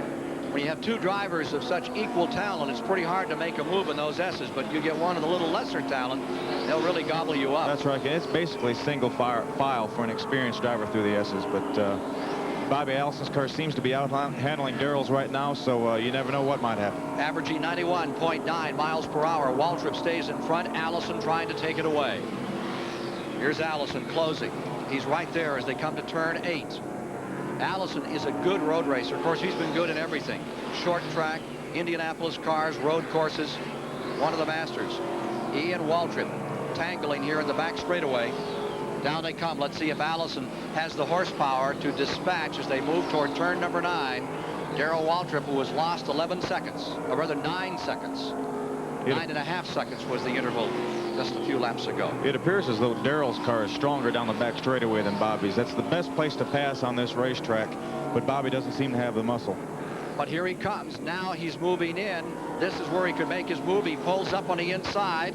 He's down there low. Waltrip trying to hold the position. They touch a little out of turn number 9. Allison is on the inside, but again Waltrip pulls away. Let's get this report from Chris Economaki. Here's Gary Nelson, Bobby Allison's crew chief. Gary, is Darrell slowing down or is Bobby speeding up? Well, it sure looks like Darrell's worn out his tires. He has slowed down, and I started giving Bobby the interval, and Bobby picked up a little bit. So Bobby wants to take the lead. We're going to wait about 4, maybe 5 more laps. We'll stop and change tires, and maybe we can go all the way from there.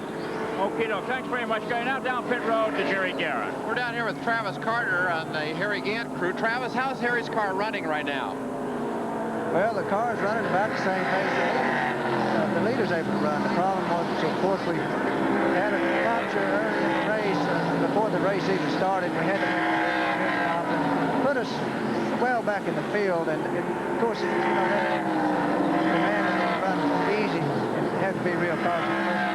He's got us about 25 seconds behind the leader, but we've been able to maintain that. Of course, if we had yellow condition, perhaps we might close that up, and we could still get into the race.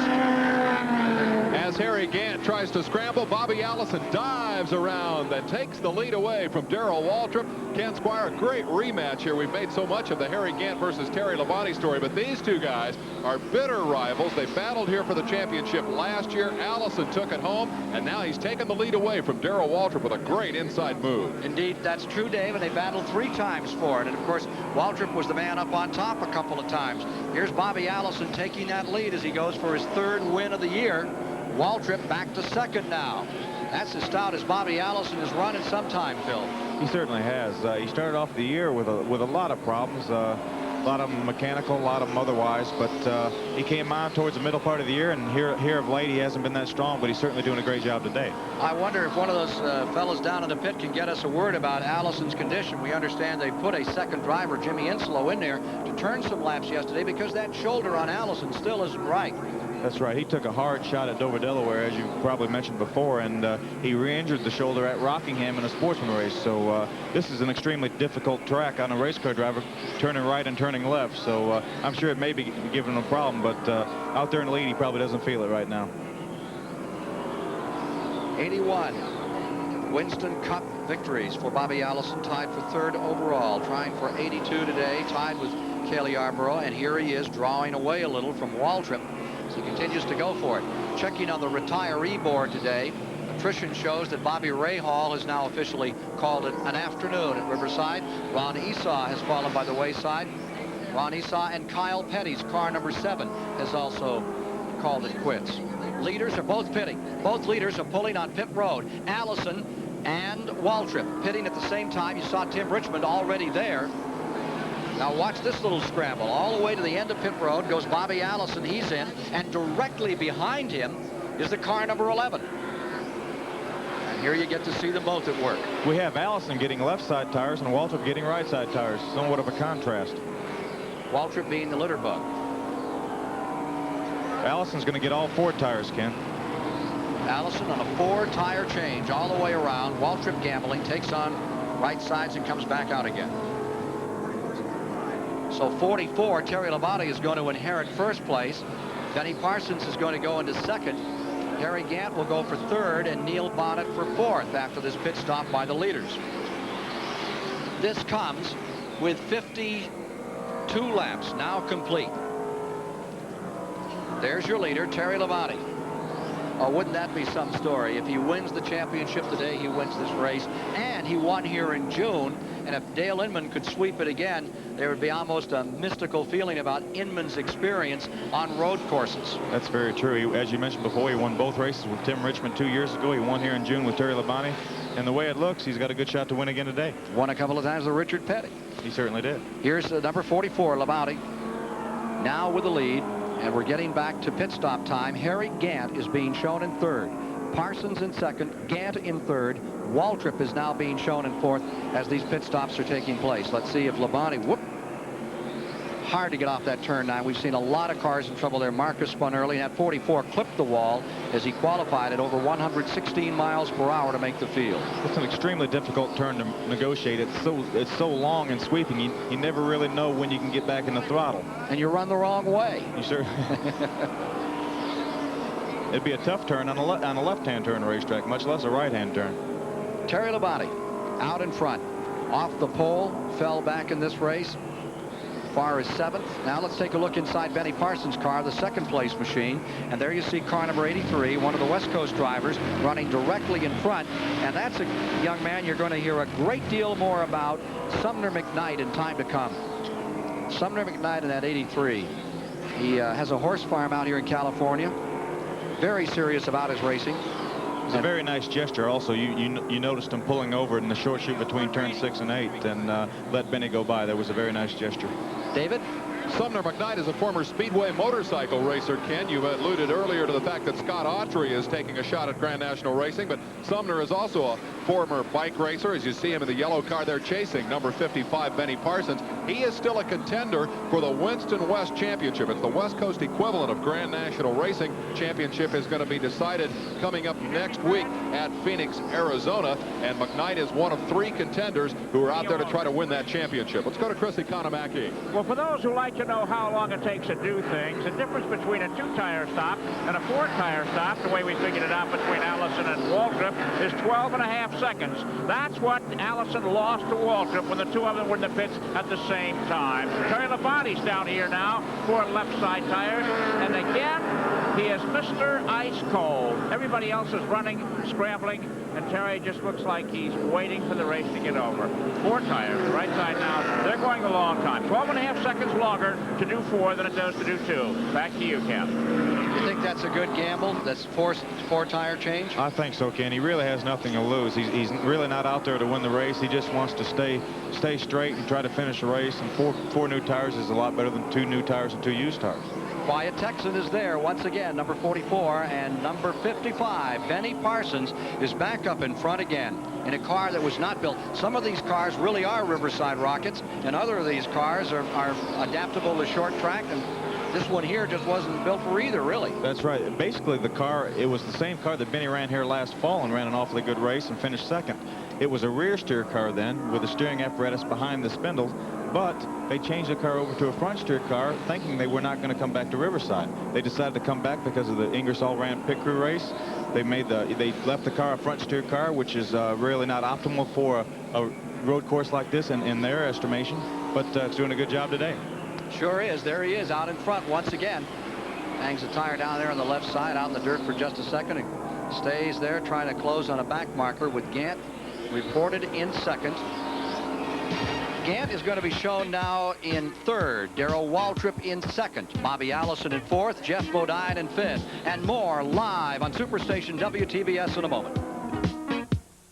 Will be in the book when Benny Parsons flashes across the start-finish line, this time in that car, number 55, and there will be 61 laps remaining to be run in the final race of 1984 in the $10 million Winston Cup Series. Parsons trying to win the Western 500 for the first time. Here he is out of turn number 9, and the latest rundown of the board shows Waltrip second, Gant third, Allison fourth, Earnhardt fifth, Bodine 6th, McGriff in 7th, Elliott in 8th, Bonnet in 9th. Richard Petty is maintaining the 10th position. Well, anything you'd care to tell your brother out here about his driving style as you watch him move up through the S's? I think he's doing a fine job. As a matter of fact, I rely on him to tell me a lot of things, so I basically just enjoy watching him. Here he is into turn number 6. He give you a lot of instructions about how to run this track? He really did, probably more so here than anywhere we've ever run, Ken, because this is the first time I've ever driven on a road course. It was completely new to me, and we spent the day Wednesday. We went out in the street car and drove around and around the racetrack. He showed me where the groove was, and he basically helped me an awful lot, and we managed to get the car in the field for here again. Battle for 5th right here, Phil. That's Earnhardt in the 5th position, his Chevrolet, and Bodine in the Rick Hendrick car coming right after him. They're 2 very strong competitors. Both won 2 races this year. Both of them looking for a good finish out here. We have Rusty Wallace off the racetrack, too, in some portion of it. Rusty Wallace is number 88 in trouble, who's won the rookie honors. There's that battle. Here they are side by side. Bodine getting up and alongside Earnhardt as they come for turn 8. That's Bill Schmidt just in front of the West Coast driver. Wheel to wheel they come, and Bodine puts a little medal on car number 3. Earnhardt in a position to get back there, but did not do it. That was a good move with a pass into turn 8. It's a very tough place to pass. How about it, Chris? How is it down there where you are? Well, the advantage of having 4 new tires over 2 is graphically shown by Bobby Allison, who is 12.5 seconds behind Waltrip a few laps ago. Has picked up 4.5 seconds on Waltrip now, probably just because of those 2 extra better tires. Kind of interesting. Let's see what's going to happen in those intervals between those guys as they continue to run this race out. Chris was very true, Ken. Basically, it takes some 80 seconds to get around this racetrack. New tires can be worth a second, maybe even more than that a lap. So I think it was a very smart move by Bobby Allison to put 4 tires on the race car. So the 60 lap mark will mark the halfway distance in the event. They'll score it as the halfway distance. Here's that number 5 Bodine car. Boys, he had a good year, and they look like they're going to have a better year next year. They have strong sponsorship and a solid team, and that'll only be its 2nd year. He could be a real candidate to take the championship in 1985. He certainly could. It's a great bunch of guys. Rick Hendrick, the owner of the car, is a very fine fella, and I'm really happy to see them do as well as they have this year. Well, one of the stories that's developing is the story of Phil Parsons, who's going to run all 30 races next year. We understand you're going to run the short track for Roger Hamby in his car and the long track with the Johnny Hayes team. That's right, Ken. We basically were going to run 14 to 16 races in Johnny's car, and Johnny and Roger Hamby got together and decided that they might like to, run me in the races that we didn't run Johnny's car. So we're going to do that, and we've got a real good battle between Dale Earnhardt and Terry Labonte for the 6th position. That's the one for 6 right there, and car number 44. Here's Terry Labonte gnawing away, trying to take another spot. That's Bill Schmidt directly in front. Been Western champion twice and runner-up once. And car number 44, Labonte, sails down into turn number 9, taking car number 3 in that 6th position. Parsons continuing to lead. The story on Joe Milliken. Let's go to Jerry Garrett. Well, Terry Labonte's teammate for this race, Joe Milliken. Joe, what put you out of the race? Well, I guess we dropped the valve. You know, we was coming down the hill down there, and the thing started skipping a little bit. It was a used motor. You know, we was planning on just running a few laps and all, but the car was running real good. And Billy was wanting to run it, you know, for Piedmont Airlines because the car was running good. And, you know, I guess we just broke a valve. That's the story from the garage area, Ken. Halfway this time by. Here's Dave Despain at the STP Pit Center. Ken, that is crucial. 59 laps in the book. We are coming up on the midway point. That makes it an official race. Now, we were rain delayed at the start. We still have black clouds hanging over the speedway. Halfway is an official race, and that becomes crucial in terms of the championship strategy. Harry Gant is currently bad crash.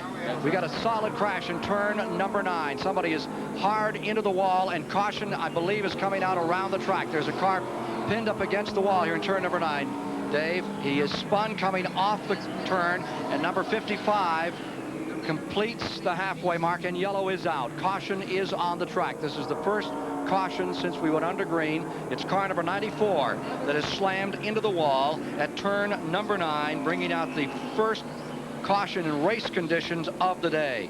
That is Rick McRae of Bloomington, California, one of the Winston West drivers, who ends up against the wall, turned the car around, and slaps turn 9. The caution flag came out too late for Benny to get down pit road. He was the leader. All the other cars behind Benny came in the pit, so they'll have the advantage on Benny when they come back out under green. There you see pit road getting very active among all the stalwarts trying to win this race. Bobby Allison in there. Here's Ricky Rudd just getting in. Darrell Waltrip is there. Terry Labonte in the 44 car is also in the pits. So we'll get a real change of positions out here in a hurry. Number 11, back on the track comes Waltrip. Well, he's a candidate to take. What a break for number 9. That's right. Here's Bobby Allison out. Leader is still number 55. There's the number 9 car of Elliott scooting around. He's back in the lead lap. He'll be a contender to win it all today.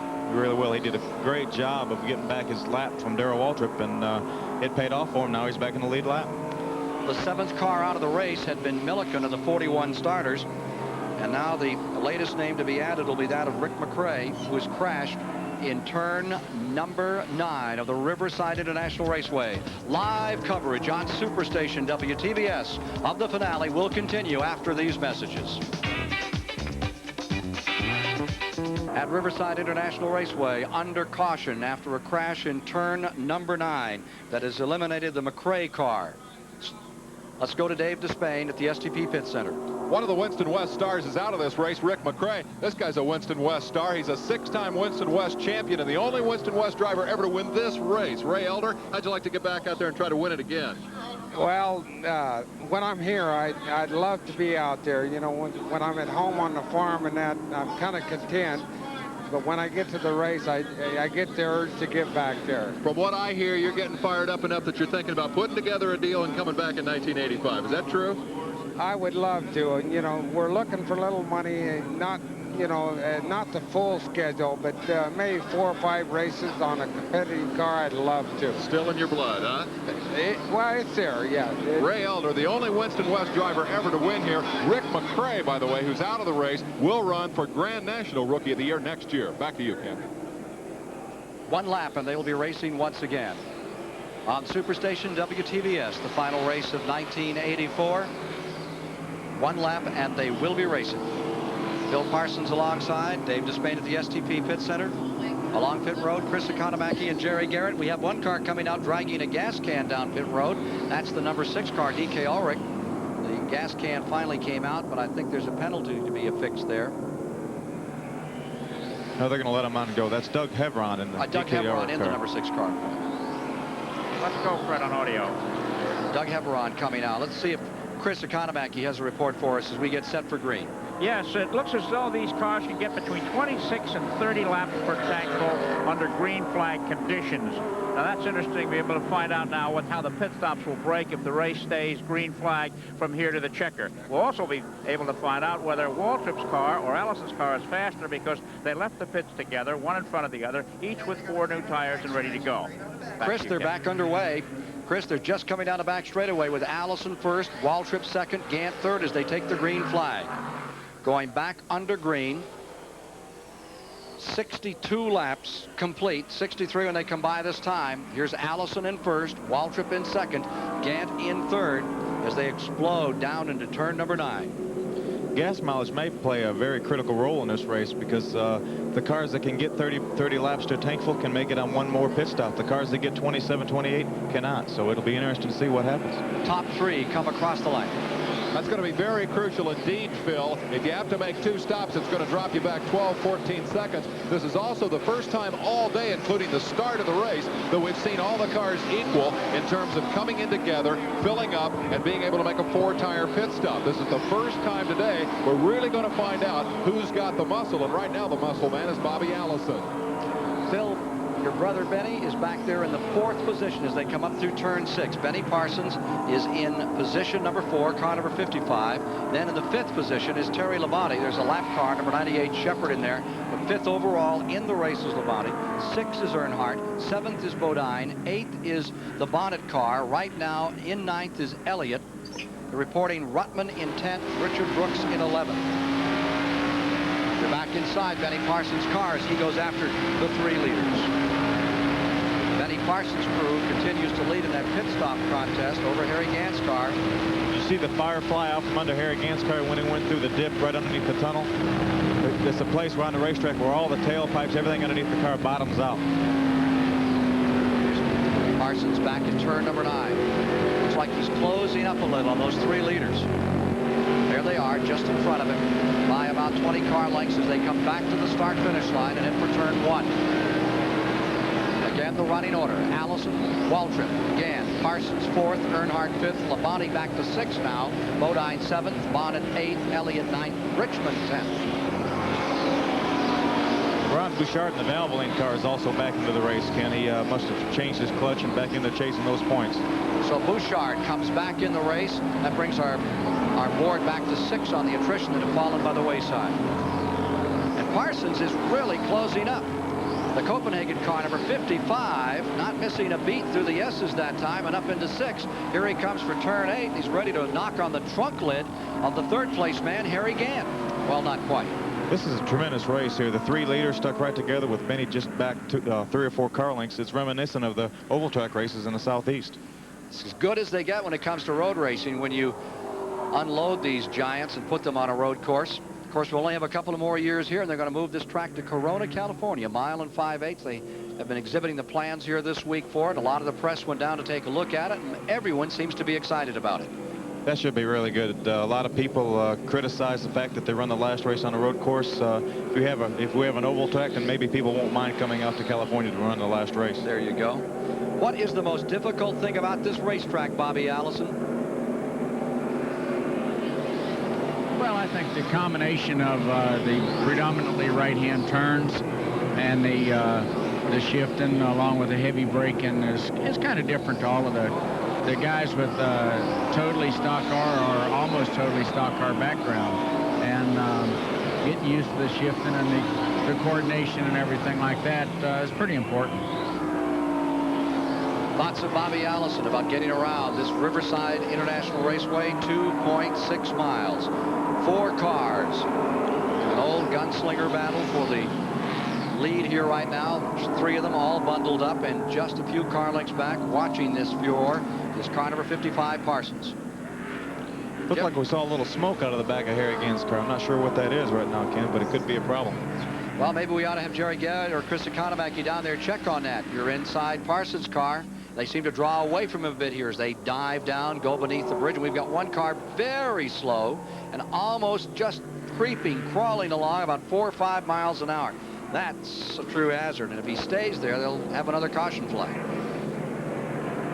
Back we go. Allison getting a little breathing room this time. Bobby Allison who's collected over $5 million, $5,018,000 in Winston Cup racing, staying out in front, seeking that third win right here today.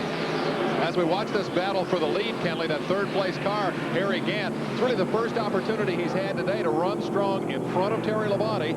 Gant Labonte is your championship story. Harry Gant now is about 50 yards out of the lead, and Terry Labonte is just one position out of his magic number. He has to finish 7th here today. If Gant could go to the front, get around Waltrip and Allison, take the lead, and should something happen to Labonte to drop him back a position or two, that man right there, Harry Gant, and the number 33 Skull Bandit, could pull out the Cinderella story here and win the Grand National Championship. A Buick leads 6-7 Chevrolets and then a Ford here in the battle. And there is some smoke out of the back of 33. It could be a small oil leak of some sort. It shouldn't be enough. Should be anything enough to hurt anything right now. Shifting into high. Benny Parsons trying to clamber on board this 3-car choo-choo train. There you see those sparks that Phil Parsons was talking about a moment ago. Trying to catch up on Harry Gant, and Gant is falling back just a little from car number 11, Waltrip. Number 7, Kyle Petty, has come back on the track, run a few laps, and finds himself again on pit road. Jerry Garrett, what's happening in the Harry Gant pit? Well, right now, Phil, they say that there's nothing wrong on the car. They're in the position they want to be in, but we notice the car is smoking from the right rear. I guess that might be tire smoke. Gant has dropped back 10 or 15 car lengths now. And car number 3 and 5 are putting on a pretty good slugfest for 6th position. Earnhardt and Bodine get together, but the focus of attention for everyone, perhaps the largest crowd to ever witness this Winston Western 500, is right here in front. Allison, Waltrip in their old-fashioned tussle for the lead. How many times have we seen this before, Ken? And several times here. Look at Waltrip. Way offline as he came. I mean, he's really fighting to take that lead back from Bobby Allison. As we mentioned earlier, the 7-Eleven Mileage Leaders Award is up for grabs here. Harry Gant led Darrell Walter by just a small margin, but Darrell seems to have led more of the race than Harry, so he should be in the lead right now, but he wants that lead back. And that's a few shekels, too. Worth $25,000. Allison first, Waltrip second, again in the back straightaway. The lap situation looks like this as they square off to go beneath the bridge another time. They're working the 68th lap at this moment. Lap 68 is where they're at in this last race of the year. We've got a race for the lead, side by side. Darrell Waltrip, Bobby Allison. Bobby shuts the door on him. 52 to go. 52 laps remaining to decide it all for the year. 9th place, just as strong a battle as it is for the lead. In fact, stronger between Bodine and Bouchard. Greg Sachs trying to hold on out here and move into the top 20, and it'll be worth an extra $12,000 to Greg if he can pull it off. Now look at that Waltrip move in there. Can't get through. Certainly can't. Bobby's just probably one of the best at using up the racetrack. Got one car that's smoking and coming down on the back straightaway. Looks like a tire cut down.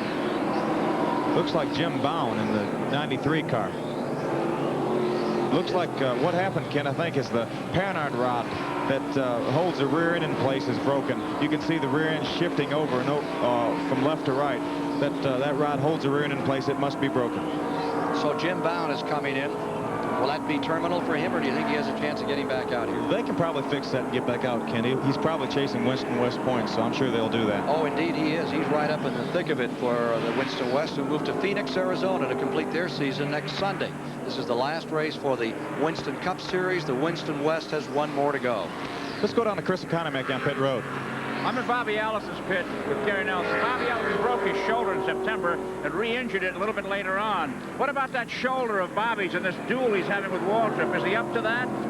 Well, Bobby's a tough soldier. I think he's okay. He hasn't complained a bit about his shoulder. I think earlier in the race we saw where Darrell could run fast on fresh tires, and then he slowed down a lot when his tires got hot. And our car seems to be the opposite, so we look pretty good for the end. You don't think Bobby's going to have any problems then medically finishing this race?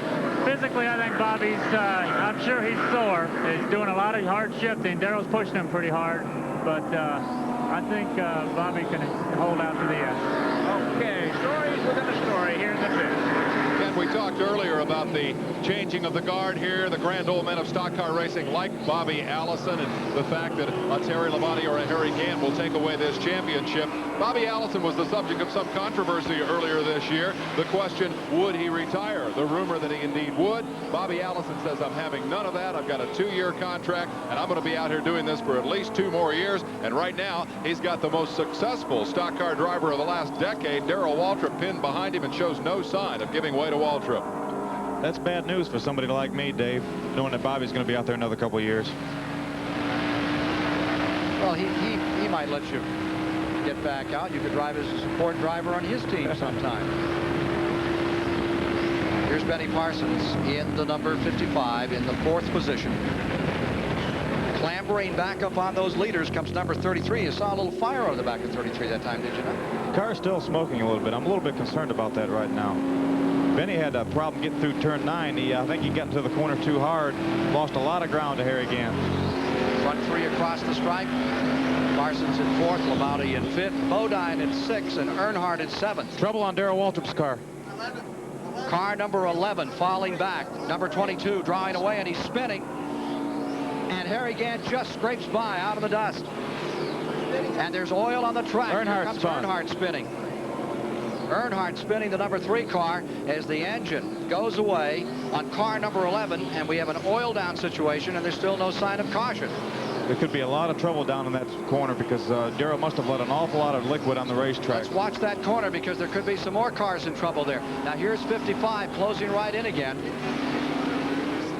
55 closing up, but there's a lot of oil on the track. He lost a couple spots in that deal. Benny must have got a little bit sideways in that oil. So Darrell Waltrip has an engine hand grenade, and there's another car spinning now. That's Clark Dwyer in the 64 car. Colorado Springs campaigner, and that area of the track is all oiled down, and there is still no caution on the track. It's unbelievable. It really is. They really need to put a caution flag on the race. You think they put one out here because they can really have some. Now the yellow is coming out. Caution is on the track. As car number 64, Clark Dwyer, is the 4th or 5th man to have trouble at that same spot on the track. A lot of oil down. Here's what happened. Car number 11, Waltrip. As the engine let go, comes out through the bottom of the pan. Here comes the oil. He tries to gather it up. Look at him make that attempt there to recover it. Just nothing he could do. It's just like driving on ice. Look at Gant. I believe that's Benny in the 55 car getting by. I think Harry had already got by Darrell prior to getting into that corner. So they're cleaning off the windshield. You've got a lot of oil on the windshield from Darrell's cars. We'll be back with more live coverage from Riverside, California in a moment. Sport is not from the bullpen to the pitcher's mound. It's right there. You've tried all day, determined to win a race, and you have to walk away from your car to get back to your pits to tell them what happened. Darrell Waltrip out of the Western 500. Continuing live coverage of the Western 500 is being brought to you by Honda Motorcycles, inventors of the ATC three-wheeler. Honda, follow the leader.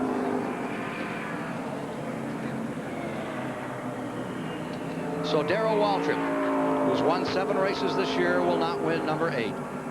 Have to change your mindset in a hurry after something like this. You certainly do, Ken. He's very dejected. He ran an awfully strong race. He led a bunch of laps. He could get the 7-11 mileage leaders award over Harry Gant, but he's going to lose the Busch Pole Championship to Bill Elliott because Bill will finish ahead of Darrell in points. They were tied during the regular season. We're going inside car number 55 another time right now with Benny Parsons. When I went to put it in 3rd gear, it did not work. All I know to do is when I have to go to downshift to 3rd gear, it's back off a little bit earlier because I just can't bury it down in there. I won't crash if it don't go in. That is Benny Parsons talking to Cliff Champion, and he is having trouble with his transmission. Do the best you can with it, Benny. There's the story. Transmission problems. That is Cliff Champion, the crew chief, talking to Parsons. You just have to know the radio and you couldn't hear him. Never heard a word. Okay, if he was hollering for you to pit, though. That is the voice of the crew chief. It has a broken synchronizer ring, I think, because it scrapes going in 3rd gear now. It's in 3rd gear right now. Work that accelerator. Well, you're right there with him as he explores the problems on his car and tries to come up and improvise here to pull it through and somehow pull it out. What has happened, Ken, is as Benny mentioned, he broke a synchronizer ring in the transmission. That means the car will not go into third gear like he would like it to. So he's going to have to really baby that transmission and just kind of ease it into third gear, but he won't be able to bury it in the corners because he never knows if it's going to go in gear or not. So it's a real tough position to be in with a lot of the race yet to run. Let's see if we can get inside the car. They completed their diagnosis of the problem here on Benny Parsons' machine. I think we're about a lap away from the start. It was that Waltrip that spun out. Flew in the front, careful. Benny Parsons, this is Ken Squire here at TV Control. Were you close? Were you the one that kind of did the dance around number 11 when he spun and blew the engine?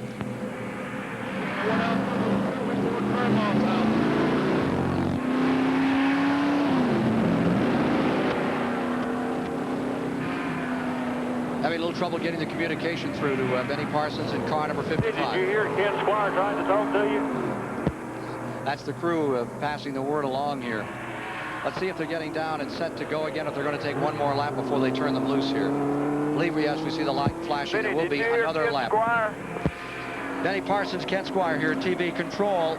How close were you to that incident over there between turns 1 and 2? I was the next car right behind Darrell Waltrip. I got in this oil and went out through the turn. But luckily, I didn't hit anything before I got back on the racetrack. There's the story from Benny. Let's wish him a lot of luck as he continues to go out there and begins to have the major malady of this track in the transmission department. Here's Chris Economaki. Oh, Darrell, excuse me for interrupting, Junior. You had a long walk back, huh? Yeah, it was disappointing. I thought I had the car to win with today. It was running very well, and the best car I've had out here in a long time, particularly in the race. And just sorry that the Budweiser Chevrolet didn't win today. What happened specifically? It dropped the valve, I think. Been turning it pretty hard, and probably broke a valve spring and then dropped the valve. Hi, Mom. Hi, Dad. Mother and father-in-law. Well, you covered up the track with a bit of oil, I gather. There was some Gil Hooley's behind you. Chris, I'm sorry. I didn't mean to. I was trying not to. Okay, well, you take it well. Darrell Waltrip, a real sport, smiling, and his car owner taking it nicely, too. Back to you, Ken. The 1979 and 80 winner of this event, Darrell Waltrip, who will not be around at the finish of the Western 500 today. They're one lap away from a start. You can see them running through the speedy dry where Darrell doused the track. Allison first, Gant second, Labauti third. It is Benny Parsons now fourth, Bodine is fifth, Earnhardt is sixth, Tim Richmond is seventh, Neil Bonnet is eighth, Bill Elliott in ninth as they prepare for a restart. World Championship Wrestling will follow if time allows on Superstation WTBS. So there'll be another tussle if we get through this one, Phil. It certainly will. Much reminiscent of this race here, it looks like. They've really been wrestling these monsters this afternoon. Track really green after the rain this morning, just about the time they wanted to get it started. Brought all the rubber out of the track. Start fresh. There you see the field coming up through turn number 6 of this 9-turn track. Darrell Waltrip, Ken, is the most recent retiree from a race in which a couple of earlier retirees have returned to action. Kyle Petty got underneath the car with his own wrenches and fixed his machine, which had a broken left front tie rod. He's repaired that car. He's back in action. And likewise, as we mentioned earlier, Ron Bouchard's team has replaced the clutch, and he is back into the combat. A significant point about this yellow flag, it came short of the point that will enable these cars to go the distance from here. We're working lap 74. When they get green, they'll start 75. They will need one more pit stop under green if the race continues under green in order to make it the distance. They don't have enough fuel to go to the checkered flag from here. And Dave, they've just decided to go an extra lap here. Apparently the track was not coming up the way they wanted to at turns 1 and 2, so they're going to have to turn another lap before they turn them loose. Allison will be in front, Harry Gant will be in second, and it will be Labauti in third with Benny Parsons in fourth, Bodine in fifth when we settle down for racing once again. We are just back under green. They have just taken the flag on the back straightaway, and as they sprint down into turn number 9, here you see Bobby Allison in the lead of the Western 500 live today on Superstation WTBS from Riverside, California. The number 88 car running just in front of the leader, lap down, Rusty Wallace, Rookie of the Year. There he is going through that speedy dry and covering the windshield of number 22. Harry Gant lies right behind Bobby Allison. Bodine is in third, Parsons is in fourth, and Terry Labauti is in fifth, and Gant and Bodine at this time, or Gadd and Labonte, must be thinking about that number 11. If the Junior Johnson engine can expire like that one did in just such a heartbeat, it could happen to them and nix their potential for winning the championship. It certainly can. You can believe that Harry Gant and Terry Labonte both will be shifting at somewhat less RPMs than the other cars, because they have to conserve that car. They have no chance but to do that. And Gadd is in a must-run, almost must-win situation here, and yet he has to play it a little carefully. He has to stay in this race. Richard Brooks is 10th overall as we review further back in the field. 11th is Joe Ruttman. 12th is McGriff. 13th is Richard Petty. 14th is Miller. And 15th is Dave Marcus. Here are the leaders. It's Allison in the white, red numeral number 22, staying first. Right there in second spot is Harry Gant, and here comes Jeff Bodine, the Hendrick car, working on the Hal Needham number 33 as they come around that 9th turn another time. From one of the grandstands. Of course, at a road course, most folks don't stay in the grandstand. They like to walk around in the infield, go to various corners. But here at Riverside, the stands are well filled today on a rainy, cool day in California. Well, we got a crash in turn 9. Car looping in turn number 9, and I believe it's car number 6. I believe it is. Doug Hebron, number 6. DK Ulrich's car with Doug Hebron driving today, looping, and there is not a caution coming out. He is able to get started and back underway. Leaders going up toward turn 6. It appears as though he has very little damage, if any. Doug Hebron back underway, and here are the leaders. Harry Gant just about 2 car lengths off Allison as they come back into turn number 8. Tim Richmond moved up in the 4th position ahead of Benny Parsons in 5th. I think there is Richmond pulling up. You just see him in the back of your picture. Richmond into 4th. Still a factor in this race. He had trouble early in the going. He's really made a comeback here. Labonte also has got by Benny, so Labonte's up to 5th and Benny 6th. And that's that transmission problem beginning to make itself very evident on car number 55. It certainly is. It'll hurt him a little bit every lap, Ken. That's really unfortunate. Here he is, Benny Parsons back in 6th position. Labonte directly in front of him. I don't know if the cleaning the windshield helped or hindered that last time. Here he is for turn 9. Gant is beginning to make a run on Allison as they go through turns 1 and 2. Here's Dave Despain. Terry Labonte looking solid there in 5th spot as we watch him with our Vision Group camera, Ken. He has driven a masterful race here today. He's done exactly what he has to do. 7th place will clinch him the championship if Harry Gant wins. Harry is up there in striking distance of the lead, and so Labonte sits in 5th spot, weighing the field in front of him, knowing exactly what he needs to do to take home the championship. At age 28, he's driving like a seasoned veteran of this game, and he's got the title in sight. There is Allison up in front. Gant in 2nd. Jeff Bodine in 3rd. He's showing some muscle that he hasn't been showing us thus far today. He's looking very strong. He's staying right with Harry Gant and Bobby Allison, the 2 leaders. Richmond in 4th. 5th place car, Labonte. You've seen a lot of cars looping and going off here. Riverside Courseway into the dirt. Earlier, Bobby Allison talked to us about what can happen to a car when it gets off the course. Well, any number of things can happen. The most common thing is you're very likely to get a flat. You run over some of the trash that's blown off to the side of the track, or else it's pushed off to the side of the track. And, you know, it's one of those things that if you get further off the track, you could go in a bump that has a severe edge to it. It could bend the toe in or pull a brake cooler off the car. And, you know, it can go right on from there. Bobby Allison talking about the hazards of trying to stay on this very tight course, like a Monopoly board out here. And you can start to buy Park Place and find yourself in dire straits. They look like a snake going through the S, don't they, Ken? All the cars in line look just like a snake. And the competition is so good. Here you see them. You've got 7 cars all gathered up for the lead with 40 laps to go. Bobby's in front. There's Harry Gant in that 2nd position. There's Jeff Bodine still scrambling in there in 3rd. Tim Richmond is right back in it. He's won this race a couple of times in 4th. Labonte lies 5th. Benny Parsons is there in the next position back 6th, and right behind him Dale Earnhardt.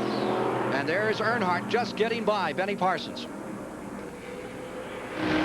From the Copenhagen car, you see Dale Earnhardt, ranked scrambling his way into another position. Earnhardt has competed in this race 6 times. He's 2nd in 80, 3rd in 81, 4th in 81, 4th in 83. We mentioned earlier he's only led 4 laps in this race, but he's been consistent out here time after time. Really having to be very ginger on that steering wheel to favor that car a whole lot. Here comes Gant again, taking another shot at Bobby Allison. Gant looks like he has the muscle to go into first here. Allison's having to do a little defensive driving to fend him off. He certainly is. Harry's running a strong race. He knows with Terry, he can see Terry Labonte in his mirror 2 or 3 spots back, so he knows he has to get to the front. There's no other way. And try to draw him out. Then hopefully the man that expires is not the 33, but the 44. It's a pretty fast chess game they're playing here today at Riverside, California to decide the championship, the money, over $10 million total in stake, all the posted awards they give. And now I have another car, they say, coming down that is stalling on the track. Another vehicle in trouble. That's the exit of turn 8, looks like, on the inside, just to the right of your screen. So still Allison there. One of the Winston West drivers, could be that number 61 car that's had a little trouble earlier in the race, has had the same problem another time. Scott Miller, we'll see. Allison gets a breather. Almost 8 car lengths. And Harry Gant took a deep breath and took the breather back. Bodine stays 3rd. Richmond hovers right there, 5 car lengths back and forth. If somebody makes a miscue there, you can give this race to Richmond to tie those front 3 up in a medal ball. Among the latest retirees, we now have 9 cars retired. Bound the latest. 8th out was Waltrip. Krebs was the 7th. The number 78 car of Robinson is retired. The Winston West battler for the championship out there. Milliken has gone away. Ron Esau, Bobby Rahal, McRae, and Phil Parsons. First man out. That's something to that, Phil. Not a real distinction I'd like to have, Ken, but I have enjoyed being up here in the booth with you. Here is Terry Labonte closing up on Tim Richmond, and there are the front 5 all gathered together as they approach turn 8. And there is car number 44. His father, his brother on the pit crew, and the young man originally out of Corpus Christi, Texas, so close to winning the championship. And this really changes the old guard as we see Allison a year ago, one of the giants for so many years, now well back in the standings. And this youngster, 28 years old, he'll be the 2nd youngest driver ever to win it. Richard Petty, if he holds out here and continues to run like he is right now. Now there's Allison, last year's champion, about to have his crown appropriated by that man, a number 44, Terry Labonte. If he doesn't have trouble. And that if is in capital letters as large as your TV screen. Car number 64, Dwyer getting lapped. There's the story of the attrition in this race. Those who are in the high-rent parking area of this track. Parsons, McRae, Rahal, Esau, Milliken, Robinson, Waltrip, Krebs, all falling down, having trouble one way or another. And they've added to that now one more, which is Bound. You saw his car having trouble and scrambling off the back straightaway with the rear end in trouble. 5 cars are gathered together. This could be the best finish. We always start talking about could-be's, and it's always a little earlier than it should be because one pit stop left for many of these cars could change the situation. But isn't that a good-looking race as we get down to the finish of our live coverage with now 82 laps in the book of the 119 to be run today. This is one of the finest races I've ever seen at this racetrack, Ken. Never this late in the racetrack have I seen 5 cars just running nose to tail for the lead. 36 laps to go and they come by. When did you first come out here? I came out here back in 1970 when Benny first ran out here. I've been here probably half a dozen times, and it's really a neat racetrack, and this is the first time I've ever got to go around the racetrack in a race car, so I hope to come back next year and race here. Bobby Allison continues to circulate in first place with Gant in second. Bodine is making a challenge. Bodine is going to take second place. It is Jeff Bodine taking second place. Gant falls to 3rd, and closing up is Tim Richmond. There's the move. It's car number 5, 22 leads, and number 5 just back in second place is closing on the leader. We'll be back with more live coverage from Riverside, California after these messages. battle for the lead. In our live coverage, here is Jeff Bodine going for first place at turn 9 of Riverside Raceway in California. With Phil Parsons, Dave Despain, Chris Economaki, Jerry Garrett, I'm Ken Squire, as we wind down toward the finish of the 1984 Winston Cup season. Jeff Bodine throwing everything into it now as he goes after Bobby Allison at the start-finish line. Allison in first, Bodine in second as they clamber back toward the S-turns. Bodine looking for just any kind of room as he goes after the old master. Here they come into turn number 2.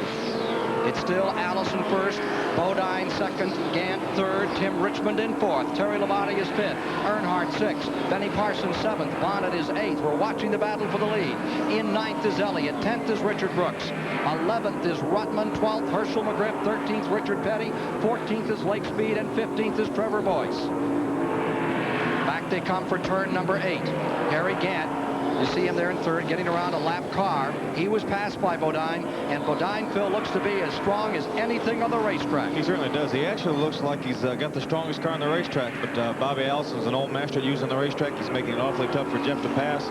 Jeff will try to pick his way by, and he could drive away from Bobby Allison. Let's see what he'll do coming into turn number 9. Jeff Bodine in that number 5. He's won $320,000. The spark's getting a little brighter.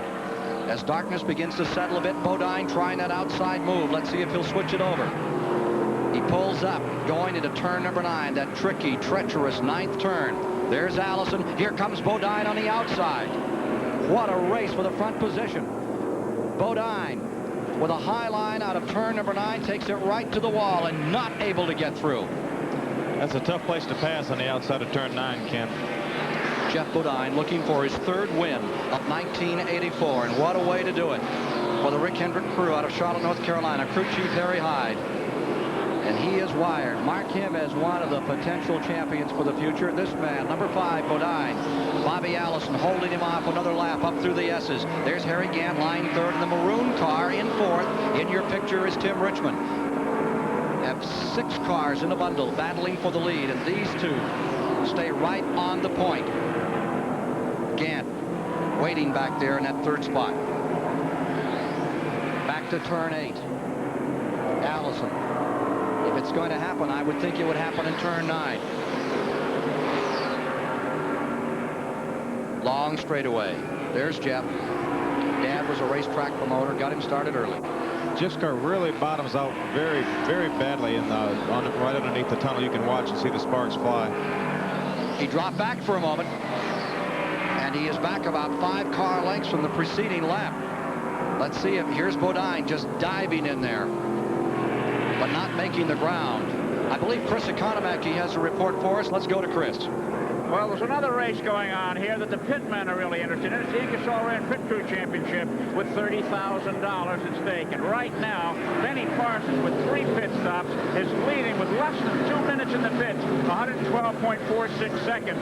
Harry Gant with crew chief Travis Carter has had 4 pit stops, 135.01 seconds. That's about 2 minutes and 15 seconds in the pit.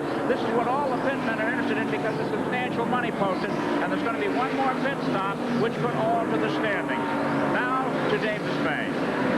Benny Parsons and his team came here specifically to try to win that Pit Crew Championship.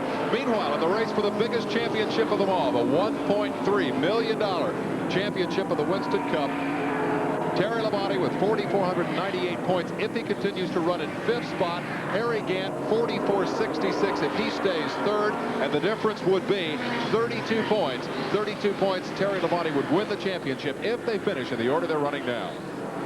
Let's go to Jerry Garrett. We're down to Jeff Bodine's pit with his crew chief Harry Hyde. Jeff showing a lot of strength in this race. Harry, how's it going right now? He looks real good, and he doesn't seem to have any problem right now. We're just biding our time. I think he can take Allison when he gets ready. What's your pit stop strategy the rest of the way? Well, if we don't have a caution, we got to stop once more. I think everybody has. Well, when will it be? I'd hate to guess on that. When he hears it splutter, he'll tell me, and we'll look for him. If he hears it sputter, he'll tell me. Now there is some real planning going on, and that is not the case. I'd hate for it to sputter in the back 40 over there, Ken.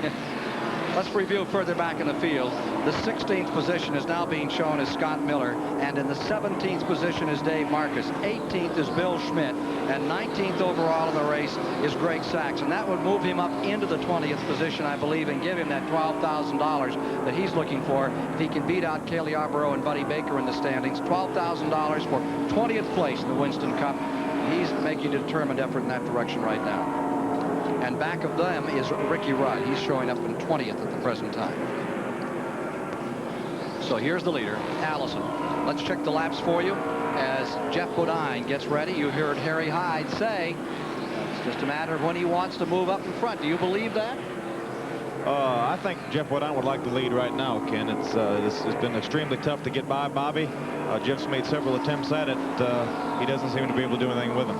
88 laps of the 119 to be run complete, getting down to the three-quarter mark with 90 complete. Still Allison commanding here. He's the one that's won it 3 times, trying to win it 4. Richard Petty has won it a couple of occasions, and of course Darrell Waltrip won it twice. In fact, they come out of turn number 1, they really lean him over out there. It's got to be a totally different feeling than anything you usually do. It's so experienced in oval racing to come out here and thrash around in the desert. It really is, Ken, and you see that the people that are good oval track drivers also make good road course drivers. So what that says, basically, Jeff Bodine just ran off the racetrack, but didn't lose much ground. Is if you drive a race car on an oval track, you can drive it on a road course. Anywhere you can take a race car, the race car drivers can do it. Here's Chris. I'm back at Bobby Allison's pit, and here's Gary Nelson. Gary, Harry Hyde, Jeff Bodine's crew chief, just said that Jeff can take Bobby anytime he wants to. I wonder if you agree with that. And the second part of the question is, sometime in the next 8 or 10 laps, you're going to stop. Will you take the time to put on 4 tires, or will you just put on 2? Well, we really haven't decided yet on what we're going to do on the pit stop. It won't be long before we do stop. You know, there's been a lot of them have taken a shot at us so far today, and we seem to be leading, so we'll just see where we are on the last lap.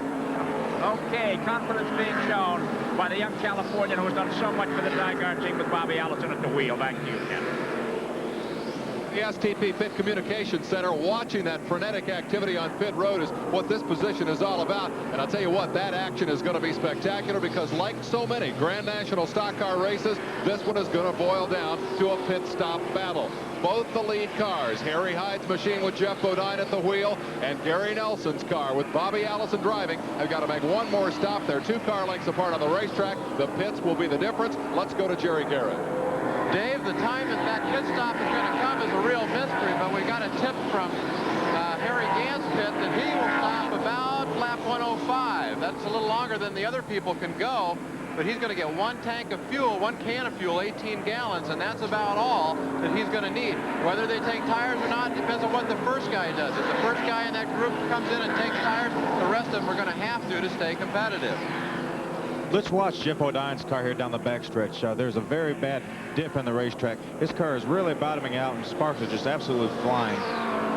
Jeff Bodine in the 2nd position. He's won 2 races this year. There it goes. There it goes right there. Ooh. His car must be a little bit too low. Looks like it warms the seat of his pants. It certainly does.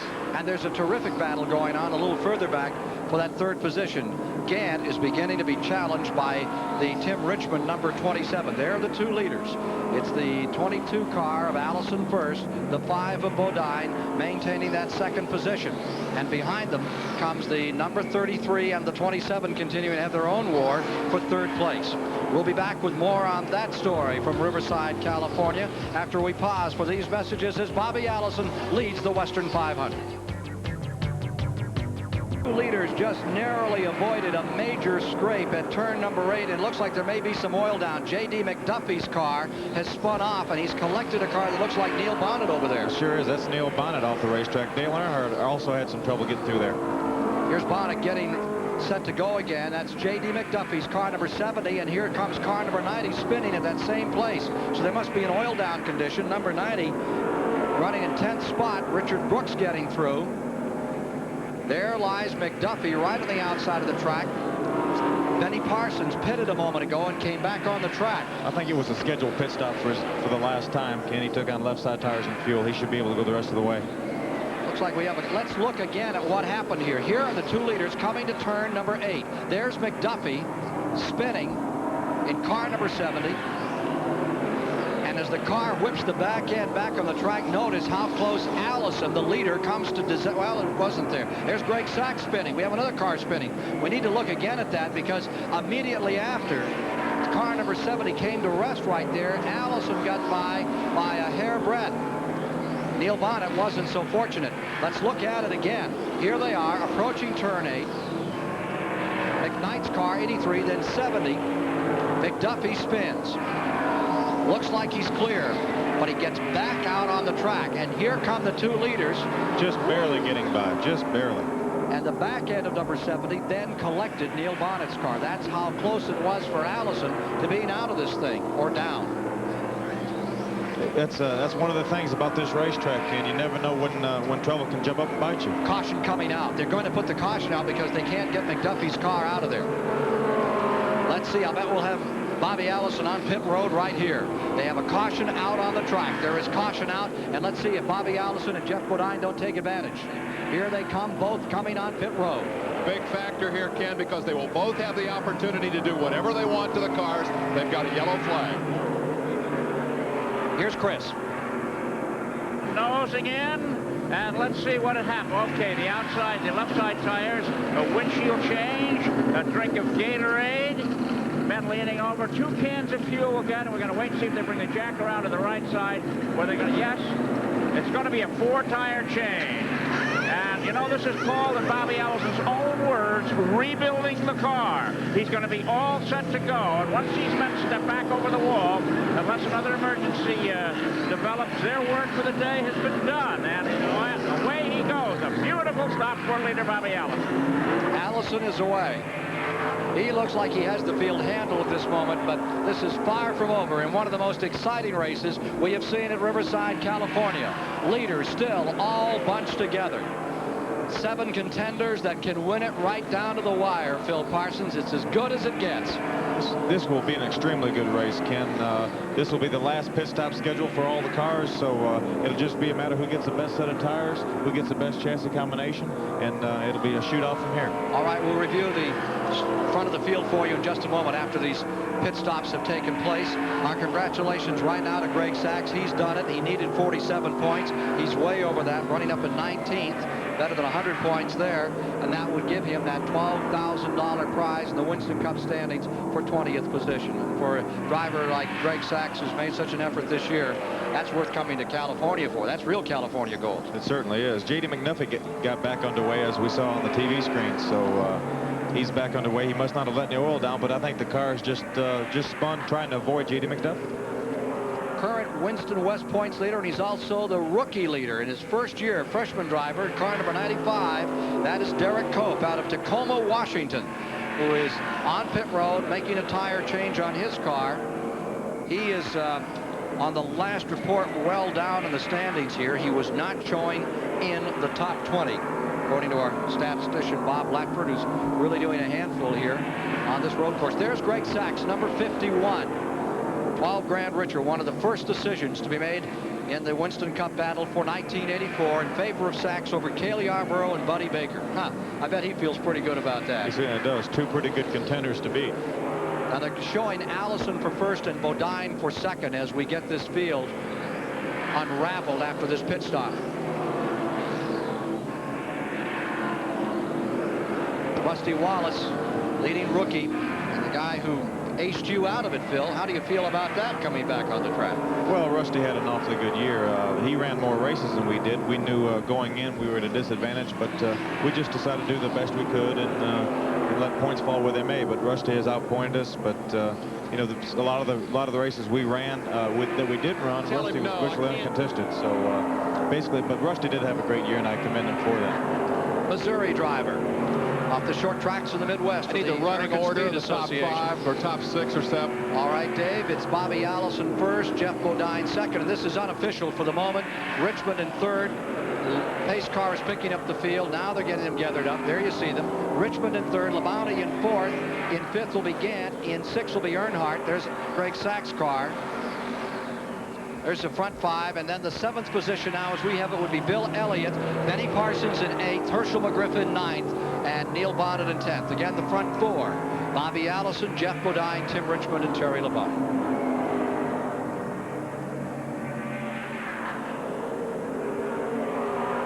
I think we may have a look at what yes, the old drive shaft trick here. That's the pinion for the rear end connected on the right side of the drive shaft. So it came apart, and there ended the day for car number 70. Here's Chris Economaki. Well, I just had a talk with Jim Inselaw, who's standing by in Bobby Allison's pit, about driving in relief for Bobby Allison. I said, how bad do you think his shoulder really is? And he said, well, they came to me Friday, and I've been coming by every few laps to see how things were going. And he said, you know, when you're leading, things don't nearly hurt as much as they do when you're not leading. Boy, there is a point for that. No question about it. If you're back about 7th or 8th, that hurts just frantically. But when you're out in front, pretty good day, no problem. It has a way of easing the pain, Ken. 8 cars now out of the race. 3 Chevrolets, 1 Pontiac, a Ford, 2 Buicks, and 1 Oldsmobile have hung up their helmets on their drivers today. Here's Dave Despain at the STP Pit Center. Ken, let's quickly update the arithmetic on the Grand National Championship. That arithmetic all adds up to $1.3 million that will be distributed at the awards banquet December 7th at the Waldorf Astoria. Terry Labonte currently running in 4th spot. He has led a lap. His total, if he stays there, 45.03. Harry Gant is in 5th spot, and he has also led a lap. His total would be 44.56. And as you can see, Labonte would easily win the championship if they stay in the positions they are now. But we're about to go back to green flag. Chassis adjustments have been made. Tires have been changed. We're ready for the charge to the championship here as we wrap up the 1984 Winston Cup Series. Richard Petty is back off the pace at the present time, David, and the story on number 43 is that he may be having a clutch problem on that car, and we need to check that out down along pit road. Number 43, Richard Petty, may be having a clutch problem, and there you see the cars running through the dry chemical they lay down to pick up fluid late on the track. It takes several laps, Ken, to work that speedy dry or whatever material that is into the racetrack. It can be pretty slick for a couple laps, so they need to get it worked in as much as possible prior to going back to green flag. I would wonder if that part came off McDuffie's car. No, that looks like an oil down situation up in turn 8. It certainly does, but you know, as I mentioned before, the pinion was connected to the drive shaft, so the rear end grease probably came out of the car. How much is in there? Usually about a gallon, but a gallon of rear end grease can make an awfully big spill. Here's Jerry Garrett.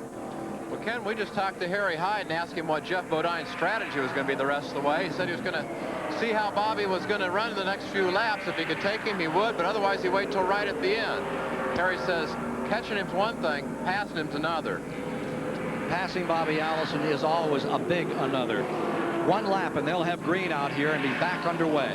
There's Allison in front, and there's Bodine, who has caught him, but now he has to deal with him. And that is a big bone to bury. Car number 27 lies in the 3rd spot. Tim Richmond, Terry Labonte 4th, Gant 5th as they get ready. Light comes off on the pace car. Riverside, California, already getting dark out here. They're racing against the sunset as well as the field out on this 2.6-mile track as we get down to the finish today. Allison has come back once. Let's see if he can do it again. They say the car that dropped that drive shaft was car number 14. Car number 14 was the car that came down. I saw J.D. McDuffie get back underway, so I knew it wasn't his drive shaft. Harry Goulart's car dumped the grease out of the transmission as well, and rear end as well, and created this situation where we've had another caution today. That would be the 4th caution of the afternoon, 4th caution of the day. 12 lead changes among 5 drivers. Folks down in Florida that follow the WTBS coverage. Our next event will be the 24 Hours of Daytona, coming to you live in the early part of February, and then we'll be with you at Richmond, Virginia. Richmond, Virginia, the week after the Daytona 500. You'll see it flag to flag on Superstation WTBS. All right, green flag is out. Bobby Allison in the lead, Jeff Bodine 2nd. And line 3rd is Tim Richmond, and he gets around this track very well. They'll complete 98 laps, and look at those sparks flashing out from beneath those cars as they come over that dip. Jeff Wodine's car, again, seems to be bottoming out worse than any other car here. Harry Gant's car also bottomed out that time, but not nearly as bad as Jeff Wodine's. Here comes Richmond closing up on Bodine. Richmond down into turn number 9. He closes up on the white number 5. Bodine a little offline, and Richmond pounces out of the rear of that car. Allison first, Bodine second, Richmond third. As good as it gets. All these drivers fighting for the lead. Here's Bodine taking a shot. There you see Labonte line 4th. He's still very much in it to take it out. Gant line 5th. Championship, as matters stand, would go to Terry Labonte right here. Driving on eggshells out there is Terry Labonte. One miscue, one engine malfunction, and he can feel it all slide away. Can he stay out there, keep that car going for these final laps, and take the crown at 28 years of age? It has been the crown of elder statesman of the game over the past decade. This could change it all today as the revolution begins in American motorsport and the youngsters begin to edge and shoulder those great veterans all over to the side. There's one thing about it, Ken. Harry Gant can see the Winston Cup Championship right out of his windshield, with Terry Labonte directly ahead of him. Tim Richmond looking as strong as anyone there, and probably Terry Labonte just willing to watch those drivers up in front of him for the moment. We'll be back with more of the exciting conclusion to the 1984 Winston Cup season live on Superstation WTBS in a moment. 15 laps to go. Terry Labonte has moved into 3rd position, dropping Tim Richmond to 4th. The battle is for the lead. Number 5, Bodine, twice has come underneath Bobby Allison, but has not been able to dispatch him. Once in turn number 9, he's drop-kicked him. We're down to it. It is a frantic fight to decide the last race of the year. Bobby Allison in this $290,000 shootout trying to fend off that white and red number 5 of Jeff Bodine as they flash down that long back straightaway headed for turn 9. It all could happen here. Bodine sets his man up. They come up on a back marker into turn number 9.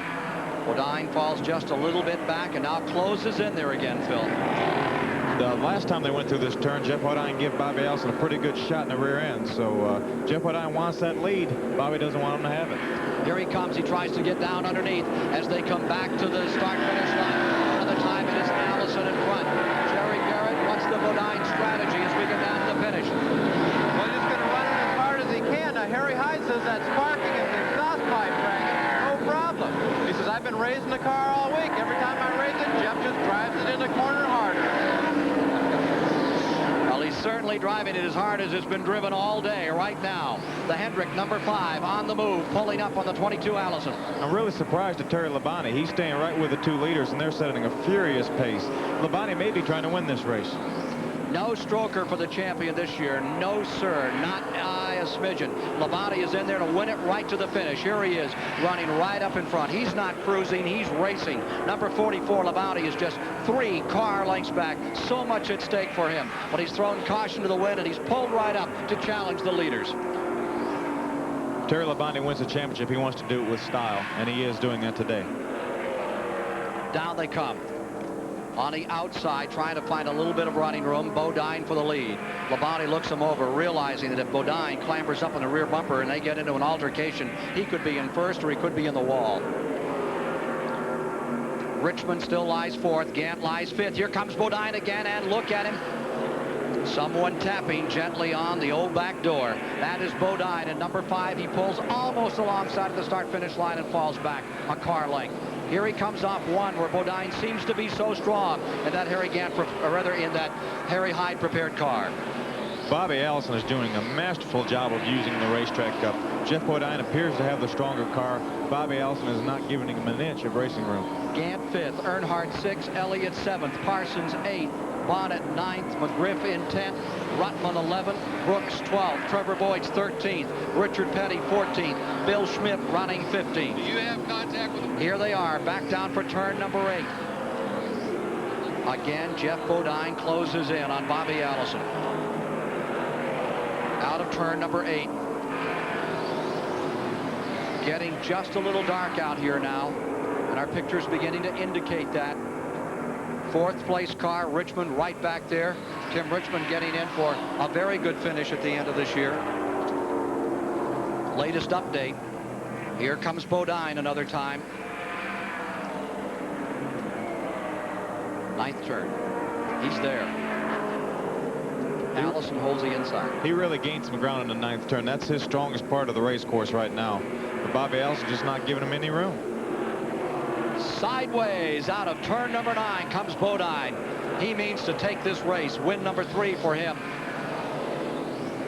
Showing sparks as he goes up into turn number 1. Bodine. And flashing his colors, Terry Labonte, who must feel very good about himself now as the laps run out. Look at Labonte. What a champion he's going to make. The quiet Texan on the attack. The laps trickling away. Terry Labonte may have the strongest car in this race right now, Ken. He's just sitting back watching, but he may make a move right here real soon. 104 laps complete this time by of the 119 to be run. And there's no sense going anywhere but here. This is where the action is, right up in front on a road course, if you will.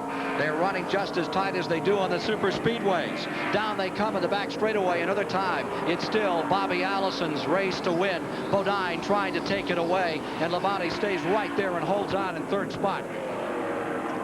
The back straightaway will be Jeff Bodine's best place to pass Bobby Allison. He can't seem to do it, but if he does get a shot done and he can beat him into turn 9, then he'll have the lead. What's going on in the Labonte pits right now, Chris Economaki? Yes, they eliminated Khrushchev, and Terry was going to sit there or go for it, and Inman replied, he's not saying. Battle for the lead. Here they come out of turn number 9, and Allison still in front of Jeff Bodine, who tried to sweep on the outside, now cuts back low as he crosses the start-finish line. Bodine trying everything he knows to win this race. Putting another lap on Morgan Shepherd in the 98 car. Allison stays first. Jeff Bodine in second. And Morgan Shepherd off the track there for a moment. Moved off the track just to give them racing. Here comes the 27 car attacking. That's Richmond up the inside. Richmond moving into 3rd spot. Dramatic change of events. Here comes Richmond.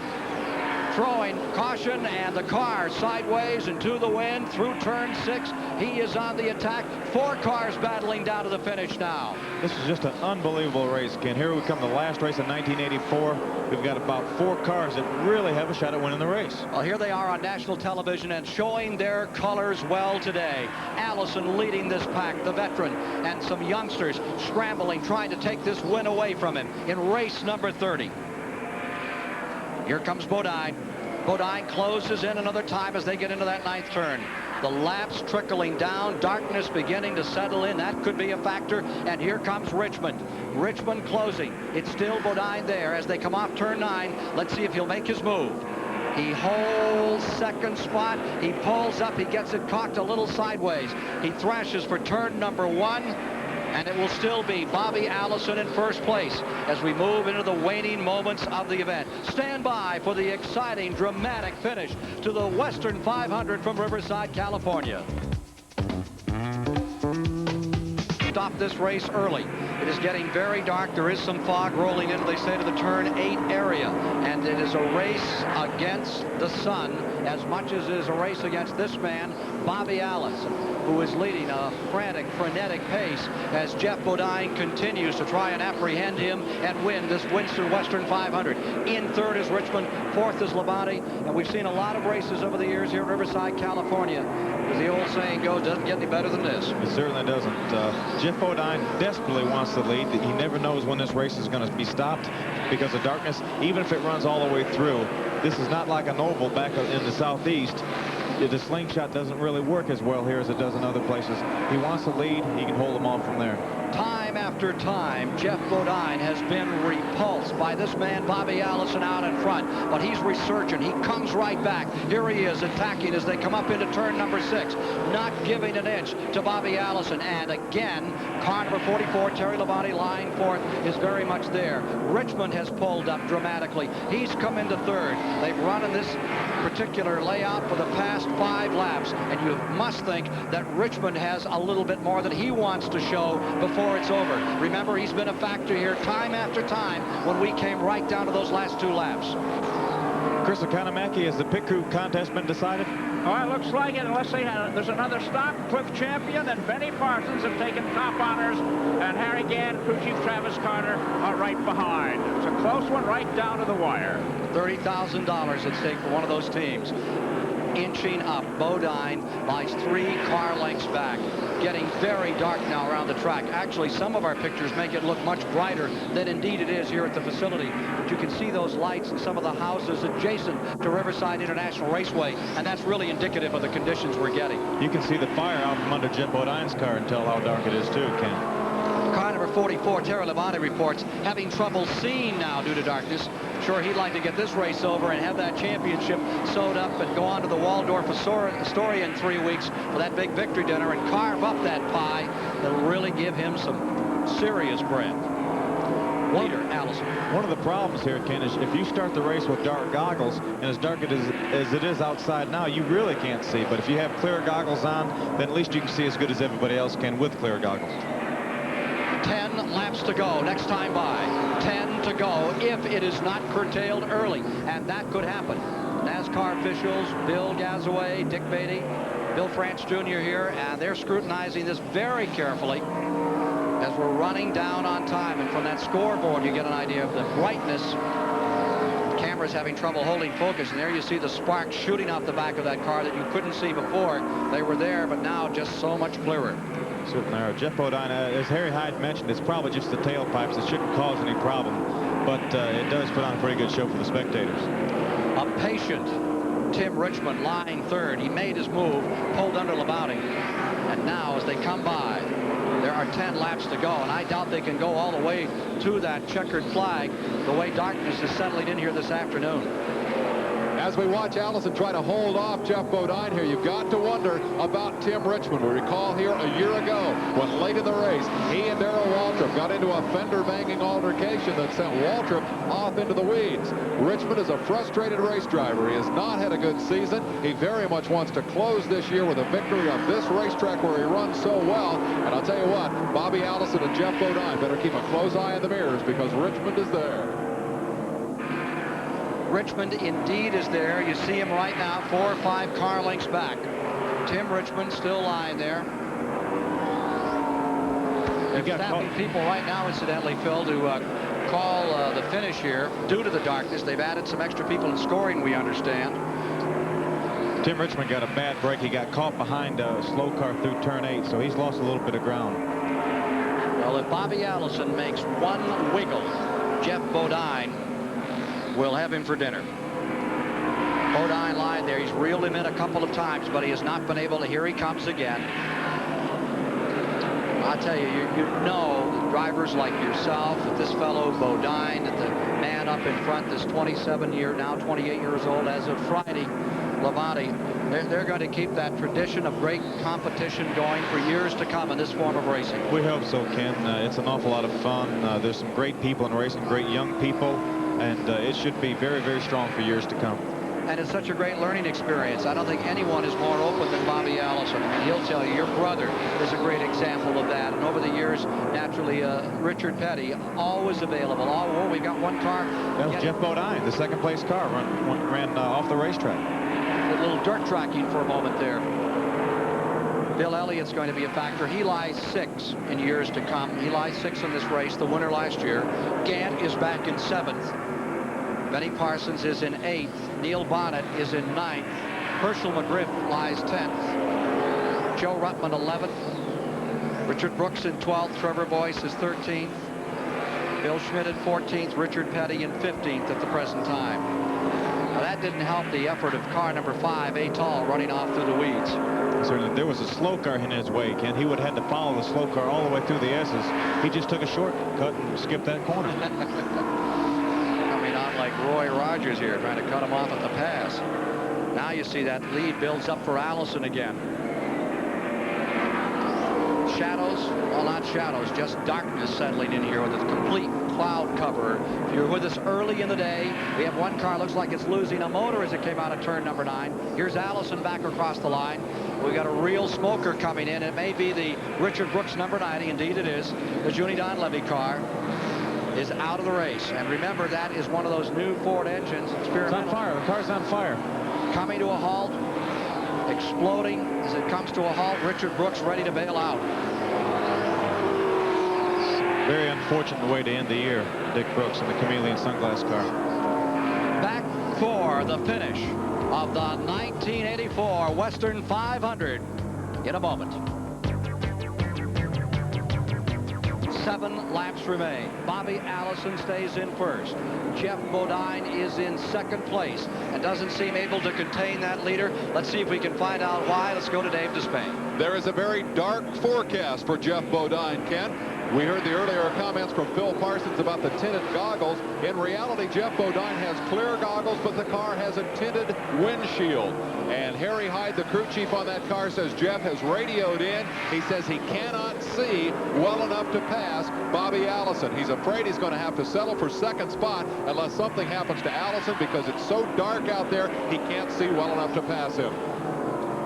Tinted windshield. Perhaps the problem that will curtail Bodine from taking a win away from Bobby Allison today. That's the story right now. It's really too bad, Ken, because he's drove his heart out. He wanted to win another race for the Rick Hendrick team, Harry Hyde team, and it looked like he might have done it, but unfortunately a little dark glass stood in his way. Darkness on the desert out here in California as Allison stays in front and the laps trickle away. There will be 5 to go is the report next time by. Dale Earnhardt just pitted with a left rear tire down, which has dropped him back in the standings. Richmond lies third. Terry Labonte stays fourth, and if he can hang on, he'll win the championship. Bill Elliott is in fifth. It is Benny Parsons in sixth. Neil Bonnet lies seventh. Gant is in eighth. McGriff is in ninth, and we're waiting for a report on where car number 3 lies in all of this now. We still have 10 cars in the lead lap. Checking on the lead lap situation here. 11 cars still in the lead lap. 11 cars, and there's the second place car. Number 22, Allison, into turn number 6. Now's when they need their headlights. We'll see those in the 24 Hours of Daytona come February. You know, for a lot of these drivers, it isn't over at all. Terry Labonte loads right up and goes to Daytona Beach, Florida, to run in a sports car race. The International Motorsports Association closes out their season next week on the 4-mile course at the Daytona Speedway. On the road course, he'll team up with the car owner Billy Hagan, drive a Camaro down there. That'll be a good celebration, won't it, Ken? Trust that Gene Felton is watching today. He's feeling better, and our best wishes to Ernie Moore, a long time of the Atlanta International Raceway. He was out here, collapsed 3 or 4 days ago, has been hospitalized. If you're watching Ernie, all the best from everyone here. Down to the finish, getting to those final moments of this race. The last close-up we had of Jeff Bodine's car, Ken, you could see the right front brake rotor glowing red. Jeff is using his brakes. He may not be able to see very well, but he's still doing all he can do to be in position in case something happens to Bobby Allison. Well, Richmond has backed up a little. Richmond is slowed down considerably. He has dropped almost 7 seconds back, and car number 44 has dropped down. I think the darkness is as much a problem here as anything, not just the wear and tear of the race. Well, they can't see out there. Our pictures are not indicative of the darkness that has settled on this track. It's really an unfortunate way to end this super race, Ken. But you know, we're lucky we got it in at all. It really looked bad this morning. We had a lot of rain, but we are going to manage to get it in, and the championship will be decided today. Let's see how Benny Parsons is viewing this race. Ooh, man up in front of him, snapping that car through. Billy Elliott. Bill Elliott in the number 9. They're battling for 5th position right there. That is the scramble for 5th. Elliott is holding 5th. You can see him sideways into turn 6, with Parsons trying to close on him with his transmission breaking up. Sparks flying. You'd think they'd have some bombs to go off and some fireworks when this one's over. Here comes 5, closing. On the outside, Bodine is making his move. He's going by Allison as they come into turns number 9. At turn 8A and 9, and Bodine is taking the lead as we get down to the finish. Well, they threw us a curve, and here comes Allison. He's going to pit. He must have a flat tire. We'll have Chris Economic check on that. Looks like the right front tire is flat. Right front tire is down. They're already setting up for victory lane. Allison comes in as the darkness gets deeper, and Bodine is now in front. As Casey said, it's not over till it's over, and this one isn't over. Allison on pit road. Looked like he had it all won. The new leader is Bodine. Tim Richmond is in second. Terry Labonte is back to third. Elliott's in fourth, and Benny Parsons finds himself fifth. Here's Allison back on the track. As he comes out, he's just behind Harry Gant and Herschel McGriff. That's really a shame, Ken, for Bobby Allison to run as well as he has all day and to have trouble like that beset him right at the end of the race. But his misfortune is Jeff Bodine's fortune. Gant 7th, McGriff 8th, Allison back to 9th, Rutman in 10th as we wind it out. Now it's Bodine's to win, and they say he's driving blind. Tinted windshield, bespattered by oil and rubber as he comes around another time and the laps wind down. Here's Jeff Bodine, the leader. Remember, 119 makes the race, and it could come prematurely. They're showing 116 complete. I believe it'll be 117 this time by. They'll have 117 down, and there should be a 2-lap indicator on Bodine. What an outstanding comeback, and what misfortune for Bobby Allison. He's won a few million in racing, and this is one of the new Lions who's chewing away at this Western 500, and right now has a pretty good grab on first place. He has about 7 seconds over second place. White flag next time by. This will be something if Bodine can get back in it and take it out of the fire this afternoon after it looked like it was all over and he had no chance of apprehending Allison just a few moments ago. Tim Richmond seems to be out of contention for the win unless something major misfortune happens to Jeff Bodine. Well, we're watching Bodine here. It's happened to a lot of people today. Waltrip looked like he was going to, at one time, almost run off with this race. He seemed to have the track handle. He seemed to have the power. And Bluey, away went the engine on his car. Now Allison, who seemingly had it all his way. He's had a tire go down in the last moments. 1.5 laps left to run. Bodine trying to win it. Here he is, circulating back down into turn number 9. Great race for Jeff Bodine. Can he hang on and pull it out? This will be Jeff Bodine's 3rd win of 1984. Just a tremendous year for a new team. Won the Sovereign Bank 500 earlier this year. And he also won that Pepsi 420. He's done very well on the short tracks. White flag, one lap to go. Out. There it is. Down to the final lap. 12 different winners this year. Bodine has already collected 2. This will be the biggest one of all for Jeff Bodine. He'll have a new look on his car in 1985 when we see him at Daytona International Speedway. Second place car is the number 27. It is Tim Richmond in the 2nd position. Here's Bodine trying to hold on for the win. Just coming off turn 6, Richmond just entering it. Labonte 3rd, Elliott 4th, Parsons 5th. It's been some scramble, dramatic all afternoon. The lead has changed time and time again. 13 lead changes between 7 drivers today. Last lap for Jeff Bodine. The Hendrick crew hoping that it's all going to finish for them. He is in 9th position in the standings. He will hold off Ron Bouchard. That's going to make a major difference in point money for him as they come down to decide it. Terry Labonte on his way to winning the championship. Last lap, last time for Bodine. What a surprise. What a comeback for Jeff Bodine today. Checkered flag ready to fall. And the winner of the Winston Western 500 today at Riverside, California, is Jeff Bodine. Taking his first breather of the afternoon, Jeff Bodine. We'll be meeting him in Victory Lane in just a moment. The winner of the last race of 1984, Bodine in car number 5. Kanamaki at Victory Lane. We'll try to get a word with Terry Labonte, the new national champion of stock car racing, before we leave you today. It's very, very dark here at the track, but what a magnificent finish to a great season, Phil Parsons. It certainly has. Bobby Allison looked like he had the race at hand, as Darrell Waltrip had earlier, but anything can happen in this racetrack, and it certainly did. Bobby Allison had a flat tire, and Jeff Bodine emerged victorious. Terry Labonte ran an awfully strong race, finished in 3rd position, and won the championship.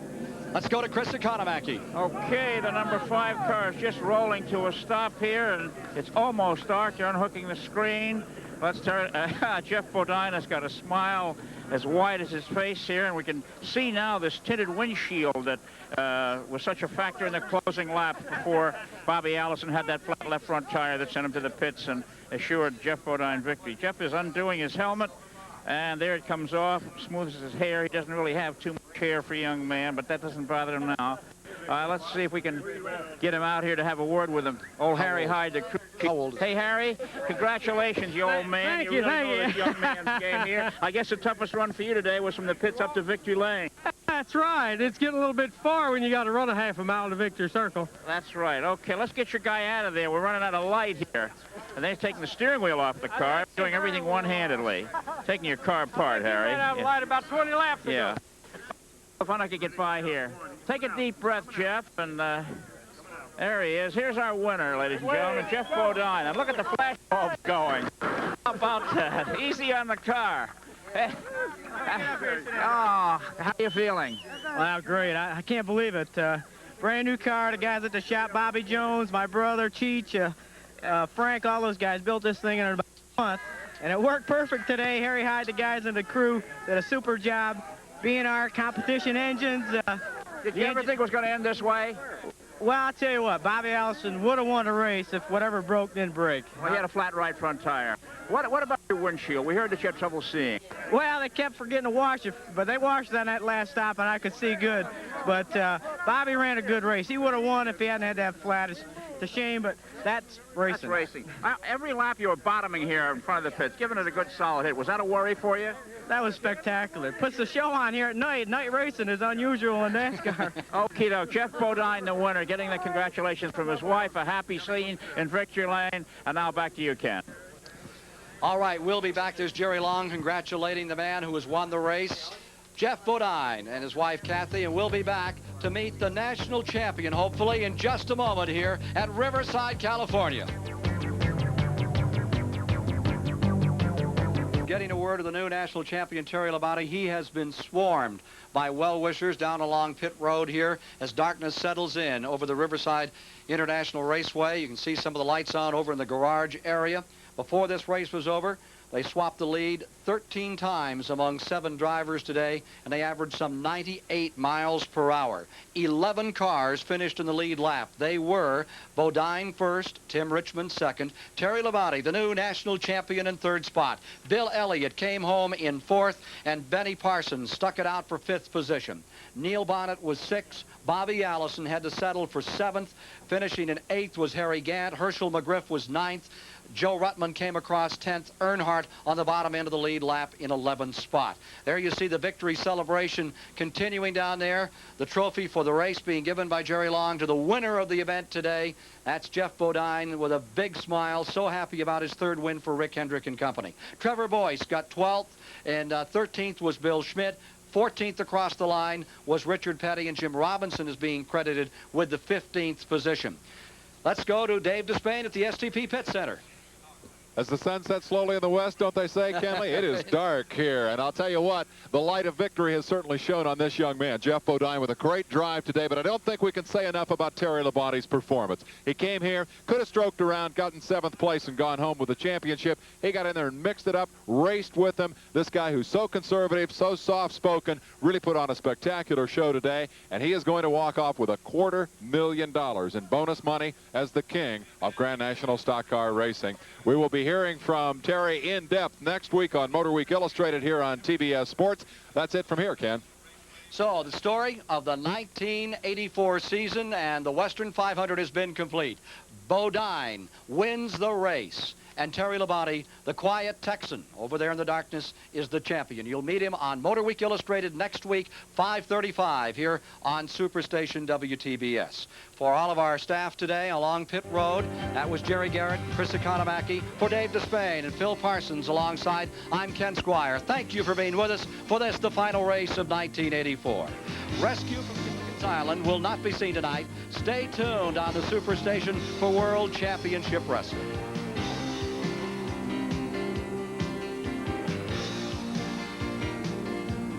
Promotional consideration and fees paid by Copenhagen, the world's largest selling moist smokeless tobacco. Copenhagen, since 1822, the tradition continues. And by quality products from the STP Corporation. STP, your car care company. Live coverage of the Winston Western 500 has been brought to you by Dodge, a front-wheel drive revolution, a turbocharged revolution, a performance revolution. Dodge, an American revolution. And by Stroh's and Stroh Lights, fire brewed for smoother taste. Family brewed quality for over 200 years.